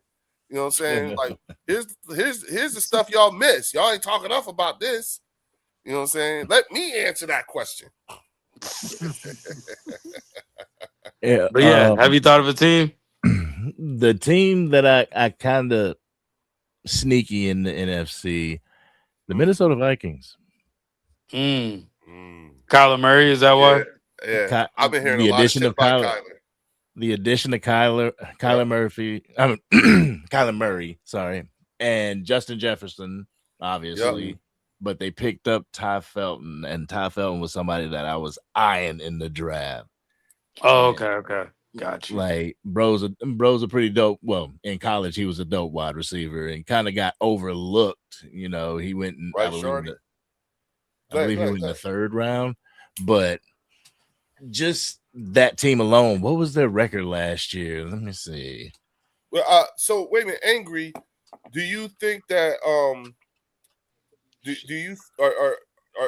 you think that Minnesota, you know what I'm saying, with the addition of Kyler Murray, you know what I'm saying, and this guy that who was it? What's his name again? Ty Felton. Ty Felton. Ty Felton. Have you heard You know what I'm saying? Like, have you heard like his impact so far in Minnesota camp? Have you been paying attention or looking? I haven't really been paying attention, but just outside looking in from afar, man, they could be sneaky. I mean, if you look in the division, I would say the Washington Commanders look sneaky. Yeah, and I'll keep it a buck. I'm more kinda than the Giants. I'm kind of concerned about the Giants as well. You know, this year it could really get rough in the NFC East. Yeah. Like, There's been definitely a lot more change. I think there's been less changes with the Commanders. That just because I haven't really been keeping an eye on them like that. Just because they're be honest, they're really not a threat. I feel like maybe that's just me, but he's starting to sound arrogant. He's starting to sound arrogant. Yeah. Sorry. Look at him. Sorry. He can't help it. He can't hide it. Everybody has an off season, and with their off season and their draft, they had a pretty good draft. They got a guy that I wanted, Sonny Styles, but we got Caleb down, so it's all good. But Jaden Daniels being back, being healthy, like that's always a question mark, and a question mark that has a high ceiling because he's a threat. He is. He's a threat. You know what I'm saying? Add Stephon Diggs to that. Add him with Terry McLaurin on the other side, man. I just, you know what it is? I'll say this. You know, New York gives me Chip Kelly vibes. Chip Kelly, Howie Roseman vibes. Damn. They do. They give me that. Remember when Howie got banished to the broom closet? I don't think Joe Shane got banished to the broom closet, but yo, John Harbaugh don't even got to talk to him. He got a straight, like he goes straight to the owner. That's they got that in his contract. Like he don't really have to answer to the GM. He's like his own GM. And I'm like, yo, that's this type of shit that Chip did. You know what I'm saying? So I that part, you know, like I'm looking at it like that. And then on top of that, you know, Malik Neighbors coming off of an ACL tear. You know what I'm saying? I'm you know, I think, you know, I don't care if he looks like he can cut and do his routes. Week one is too fast. Like, come on, dog. That's what I'm thinking. That contact is different, especially when somebody that's not on your team. Yeah. Exactly. Yeah. You know, and we're talking coming back less than a year. You see what I'm saying? He's like, what, 9 months removed, 8 months removed? And at the beginning of the summer, he was at that baseball game hobbling.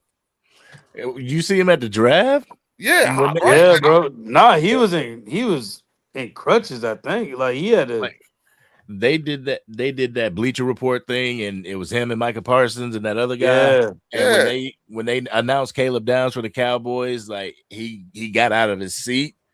That man was hobbling bad.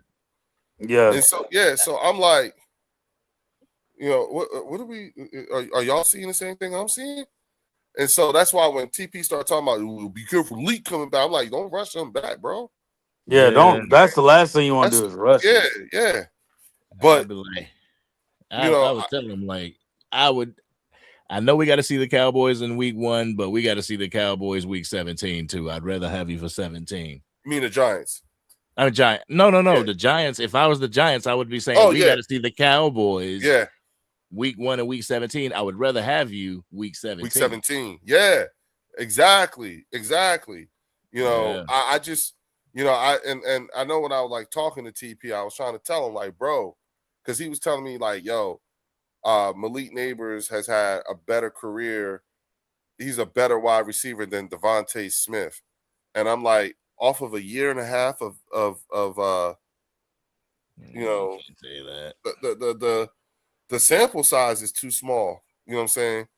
To you know, Devontae, you know, and he's you know, his rationale was because Malik Neighbors broke NFL records his rookie year. Who cares? I said, okay, so you know that's great for him, but that doesn't make him a better wide receiver than Devontae.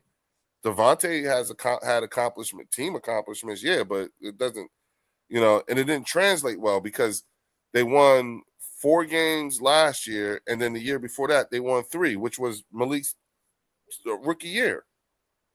His rookie year, they only won 3. They only won 3 games. That means if he broke rookie wide receiver records in the NFL, that's because he meant more to them than in his rookie year. You know what I'm saying? Than Devontae did for their offense. They had to use him more. They needed a whole lot more out of him. So And go ahead. no. I was gonna say I think a big reason why we say CD is probably the best receiver Later, Logan. in the division is because we seen CD do it and it was just CD.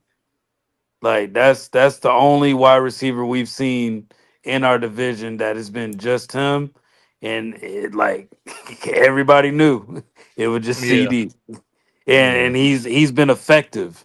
So when they have that wide receiver too, it kind of waters down the wide receiver for how good they really are. That's why I think Devontae Smith is going to be a lot more effective, and he probably going to surprise a few people.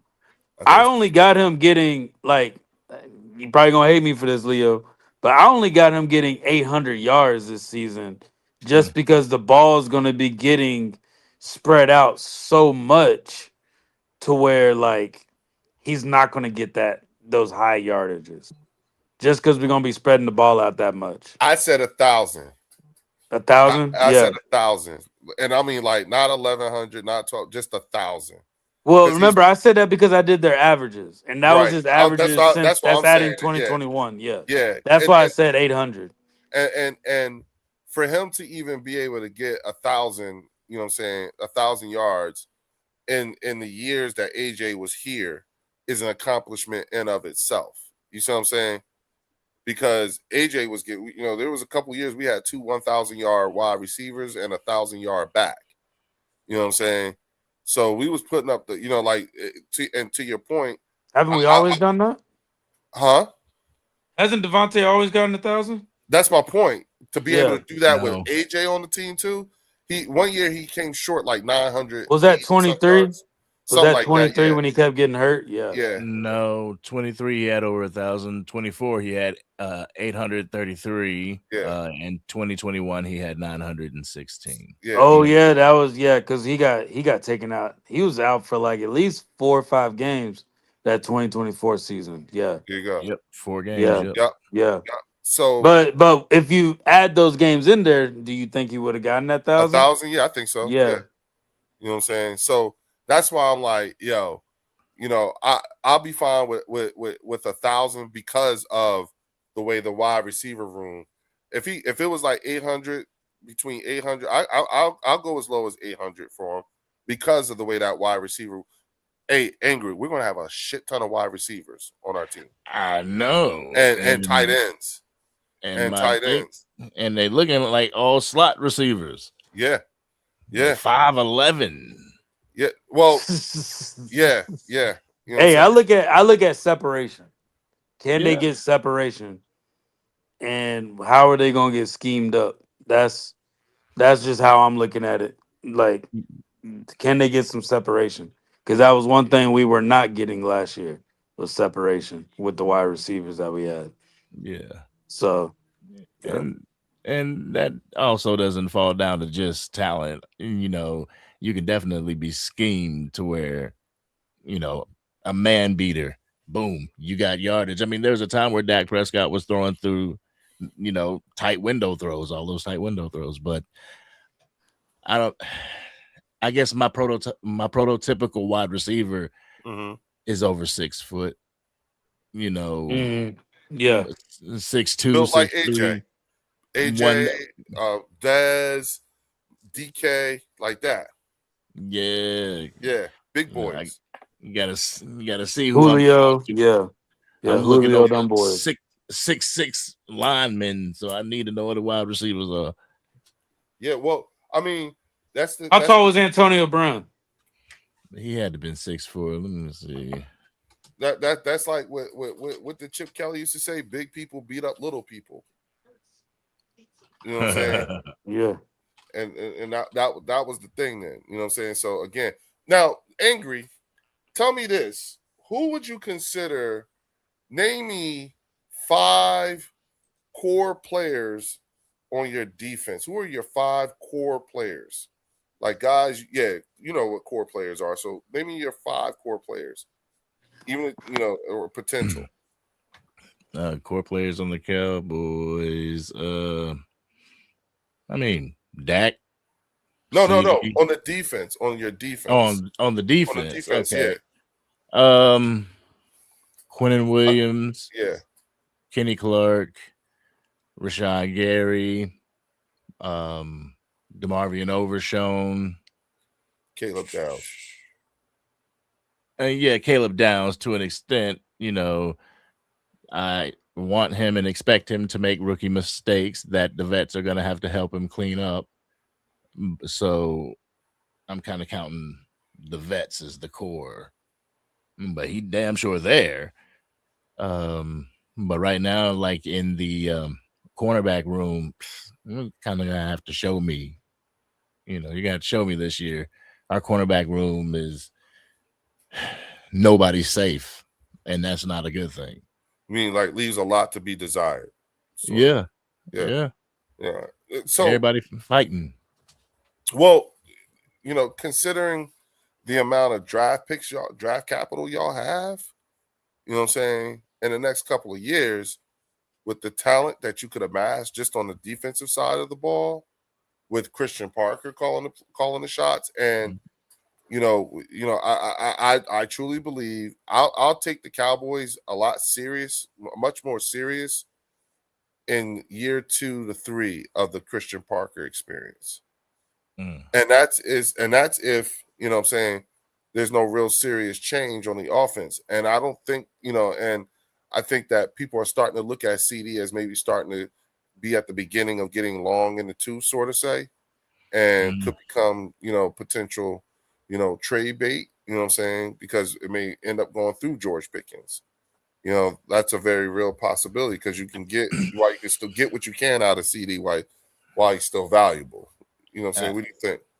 I think CD Lamb would have to take a pretty big dip, a pretty big decline in order for Jerry Jones to want to trade him. They didn't really put him into the 88 club for absolutely no reason, just to deal him off. He was drafted here, and I believe that's going to be one of Jerry Jones' Michael Irvin pet cats that's not going to get traded. But at the same time, if you're falling off from wide receiver 1, then that automatically puts you at wide receiver 2, and it still can flow through George Pickens. But I see both of them being able to work off each other. When one getting bracketed and doubled, one of them's one-on-one. You know what I'm saying? Right. So what is it that's fueling the speculation on the Max Crosby trade, that Max Crosby coming to the Cowboys? What's behind all that? Is that like just smokescreen stuff? What do you think? Well, I mean, it was brought up at the pre-training camp press conference. Jane Slater brought it up, and it in Cowboys Nation's mind, it has put it back in the forefront because she pretty much asked, why did you walk away from the Max Crosby deal? And, Jerry's like, I didn't walk away, and then he also said things along the lines of, what did he say? That he would spend tomorrow for today. Pretty much means he'll give up future draft capital in order to bring somebody to the team now. Right. And the only thing you got is your word and your balls, and which one is he gonna break? You know what I'm saying? Like, are you going to? And that's where it jumps into the Max Crosby. I mean, to me, I don't think it's Max Crosby, but I would be down with it if it was. I thought that too for a hot second. I was like, it might not be Max Crosby, but it'd be somebody big, probably. I don't know who. I keep it a buck, man. You might need a cornerback. You will, yeah. So who's out there? Shoot. You got Kobe Durant. You got Deron Bland, Traquiz Bridges. I think Kobe Durant's hurt. I think he. If I'm not, yeah. Let me. I think that's Kobe Bryant. No. You talking about with the Bears, right? Is that who was it? Is that who Yeah. got? Yeah, it's Kobe Bryant with the Bears. Okay. Okay, I was about to say I didn't. No, yeah, Kobe Durant played for the Rams. Yeah. Okay. Yeah. But let's see. Let me go to the depth chart because I don't know. Right off top, I'll be over here. You got Deron Bland, Devin Moore, the rookie, Kalen Carsons, Josh Butler, Kobe Durant, Siobhan Revel, Traquiz Bridges, and Amir Speed. Sorry. Amir Speed. Yeah, Okay. so you got all those guys fighting because I believe they only kept five to six cornerbacks last year on the team on the defense. But seeing it's a new defensive coordinator, new 3-4 base, don't know what the numbers are going to be. You know, if they How hold many on to DBs five. do y'all have in total in camp? How many DBs in camp? 1, 2, 3, 4, 5, 6, 7, 8, 9, 10, 11, 12, 13, 14, 15, 16, 17, 18. From what it shows on the depth chart, 18 DBs. Yeah, I think we brought in 17, bro. Yeah. And we brought in a shit ton of linemen too. With the DBs that y'all have, Angry, and the wide receivers that we have, do you feel like that's an even matchup? Yeah, I do. Okay. I do. Okay. Against us.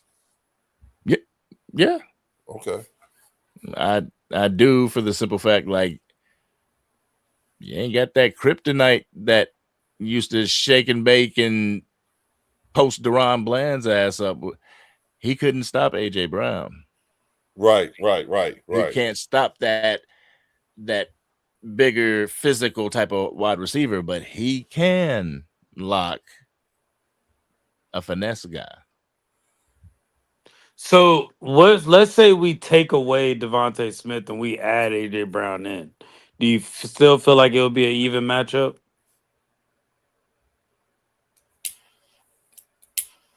Yeah. Okay. Okay. I don't think that you guys see Devontae Smith as not a threat. You know what I'm saying? No. I think you guys. Well, no, he said it would be an even matchup if AJ Brown was there. He said it would still be the same. Yeah. I mean, it's the threat of those two together. Right. Yeah, like Devontae Smith, definitely you got to scheme for Devontae Smith in the pass game. But really, right now, that's all you got to scheme for. So do you look at Devontae Smith as T. Higgins? I think he's better than T. Higgins. Yeah, I would say that he's better. What about Terry McLaurin? I believe Terry McLaurin would be a great addition. But like just comparison to Devontae Smith though. Oh no, Devontae Smith. Okay, got you. Okay. And understand your answer is your answer. You know, not that we disagree or anything like that. We just No. I'm just looking for your perspective. Yeah. I'm just trying to see from your perspective. Yeah. Where you kind of put. So who's a wide receiver in the NFL right now? You would put Devontae Smith right next to. Oh, that's a good question, bro. Go ahead, Ward. Go ahead. I don't want to leave the airwaves quiet because that's a thought. I'm gonna have to think about that one. Yeah, because I'm like, oh wow, I'm like, yeah, I'm loving this.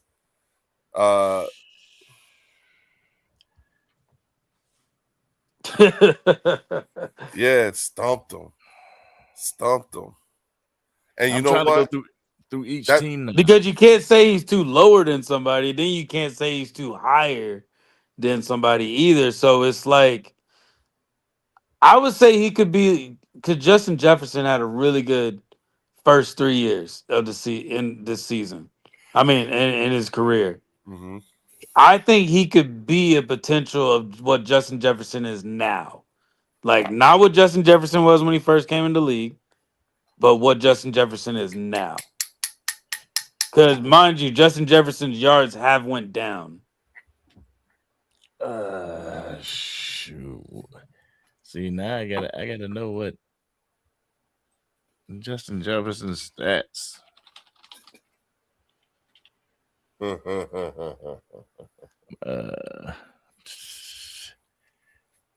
Okay, 25. 25 he did significantly. Played 17 games too. What was that quarterback situation? JJ McCarthy. Yeah, it was JJ McCarthy and Carson Wentz.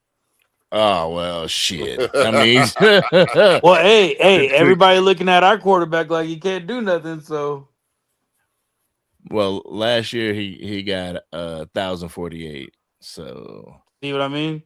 I mean, could Devontae Smith get that? Yeah, he should be able to get that. Right. But to put him up there, like, his Justin Jefferson's pinnacle was 18. Yeah, that's what I'm saying. Think about how long ago that was. We in 2026. Yeah, it was 4 years ago, but I mean, 2 years ago was 1,500. So are you putting that much on Devonta Smith? No, I'm not. I look at Devontae Smith is going to be a little bit like how Mike Evans was with Tampa Bay. Mm-hmm. Like he's not going to get all the yardage, but he's going to be that Mr. Reliable almost. But at the end of the day, you need somebody to pair up with him just because Terry McLaurin's been Mr. Reliable for the Washington Commanders since he's been drafted, by him. Yeah, but I'm also enough. looking at it as AJ's only one person. So instead of it being one opposite of him, now is maybe two more opposites of him, or maybe three more opposites of him. And that's not saying we won't miss AJ, like the production. The way that AJ plays the game, we will miss that. Yes. But we can definitely say that it is going to look different, but in a different way of it's going to be more spread out to where everybody might start putting their eyes only on Devontae, but then Darius Cooper might sneak out of nowhere, or like a Wicks could sneak out of nowhere. So like that's what I'm saying. Like I think that's where people are missing. I think people are kind of missing that. Like Wicks is good, bro. Like Wicks is good. And I think Sean Mannion's gonna put him in a position to possibly get a contract somewhere else if he does well. Devonta Smith right now is at that crossroads of where CeeDee Lamb was.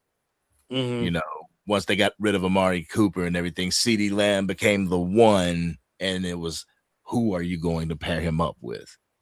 And contrary to popular beliefs in a lot of people's thought patterns, but CD wasn't paired up with dogs, Yeah.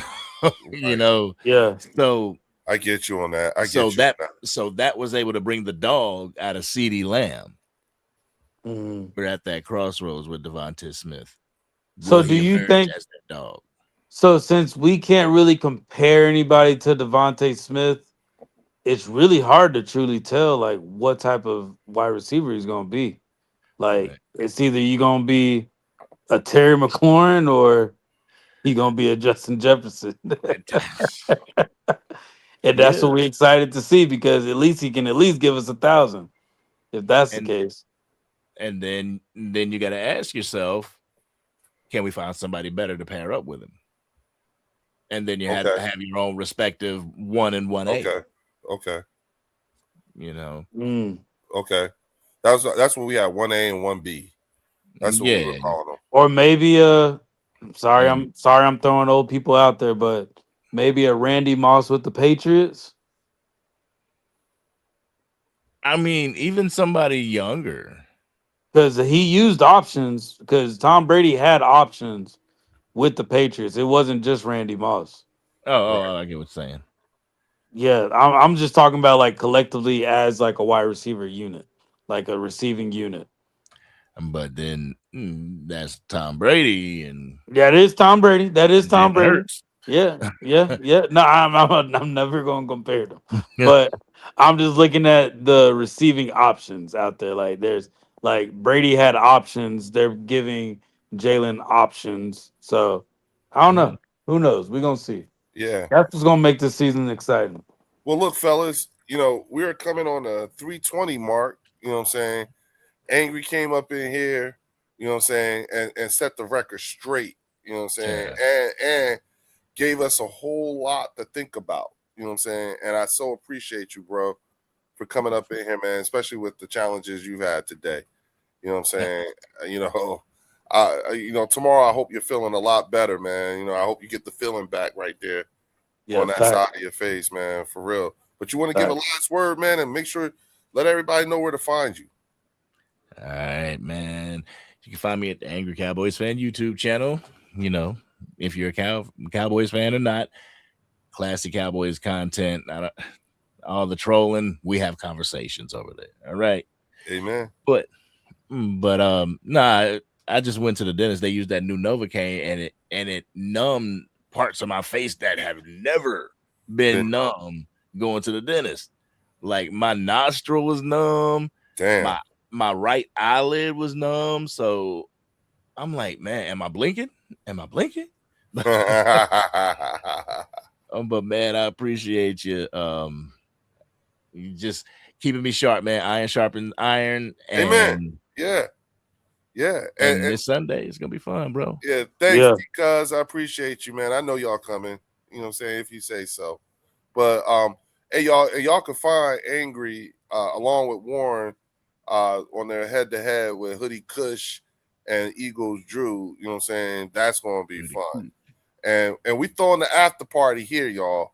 You know what I'm saying? So y'all most certainly are welcome to come through. Warren, go ahead, give us your last word, bro. Hey, yo, it's always good having you on here, Angry, like you. Amen. Hey, you teach me something every time you come on, bro. Every time. Like you put me on game on something, or you at least leave me thinking about something. So I appreciate that from you. But yeah, shit. Eagles Collective, we gonna be on Tuesday. Scott, Jay, Antoine, the boys gonna be back. And hey, we looking forward to a good show Sunday and another good show Tuesday, and then the after party Sunday night. So let's go. I just want to put out to everybody, hey, Angry and Warren's channel links are in the description, y'all. So y'all can go ahead over there and make sure y'all sub up, and please hit the like and subscribe button. And I don't know if y'all know this or not, but Terrion Arnold signed with the Seattle Seahawks today. You know what I'm saying? So he's going. Yeah, I saw that. Yeah. I think ultimately what they may end up having is sort of kind of like a Isaiah Rodgers situation that we had here. Because remember, he got in trouble for the gambling thing, had to sit for the year, and people kind of forgot he was on our team. Yeah, but Terrion Arnold got kidnapping on his record, bro. I know. He got to sit for fine. Yeah, he got the kidnapping on there. I know. Gambling and kidnapping ain't the same thing. Yeah, so there's a chance, you know what I'm saying, they may not even get him at all. You know what I'm saying? Or they might help him get a good lawyer. Who knows? Well, if they put it like this, I know everybody ain't got Big Dom, you know what I'm saying, but they all got somebody that does the security checks and the backgrounds and all that stuff. So I don't know. Something about this whole situation was it wasn't enough to turn him away from him. So they did sign him. So I'm sure whatever his contract with the Seahawks is going to look like is going to probably be contingent upon there being a not guilty, and then have to think about a league suspension and all that stuff regardless. You know what I'm saying? So those things he's, I'm sure they accounted for all those things. If they didn't, they're idiots. You know, and I'll just leave it at that. You know what I'm saying? If you can account for that shit, you're an idiot. You know? Yeah, I was gonna ask you, like, isn't he like, what happens when that stuff happens with the league? Like, you got to still get approved by the league, right? Yeah. Even if he found innocent too, right? Yeah, he's still gonna get. He's still, even if he's found guilty, I mean innocent of anything, he still has league disciplinary action that he's gonna have to take for the violence behind it, maybe, or whatever. But that sucks. Yeah, Bruce. Yeah. Bruce Banner is innocent until proven guilty. Yeah. Unless you're Jalen Hurts. No, I'm just playing. I'm just playing. No, I'm just joking.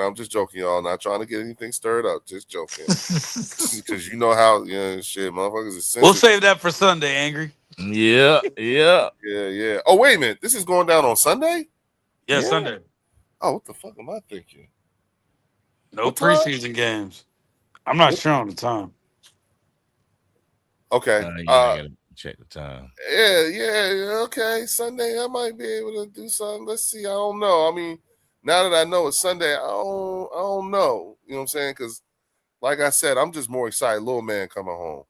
Yeah. So I just might, try to use that whole. But then we're going on vacation next week too. So we'll see. Yeah, we still got another vacation trip to take. You know what I'm saying?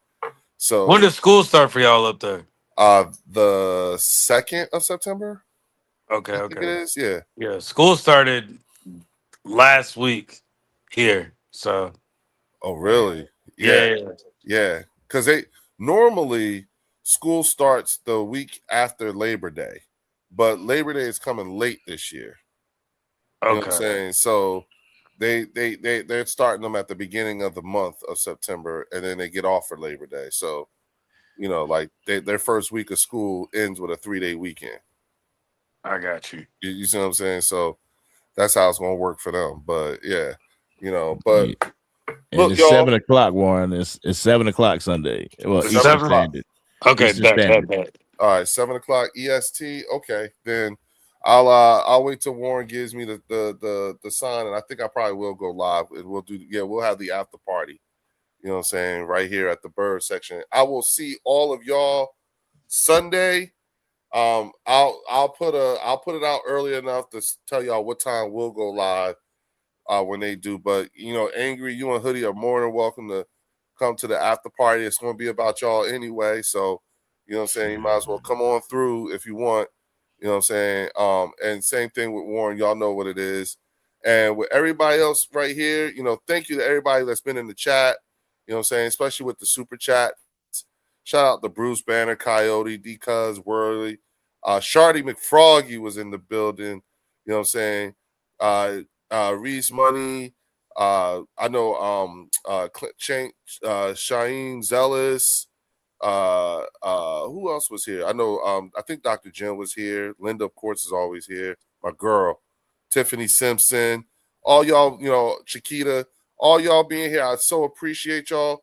I will see y'all right back here on Sunday, right here on the Bird section. Oh, go Birds! Cowboys. Go Birds! You know what? How about the Cowboys? Angry.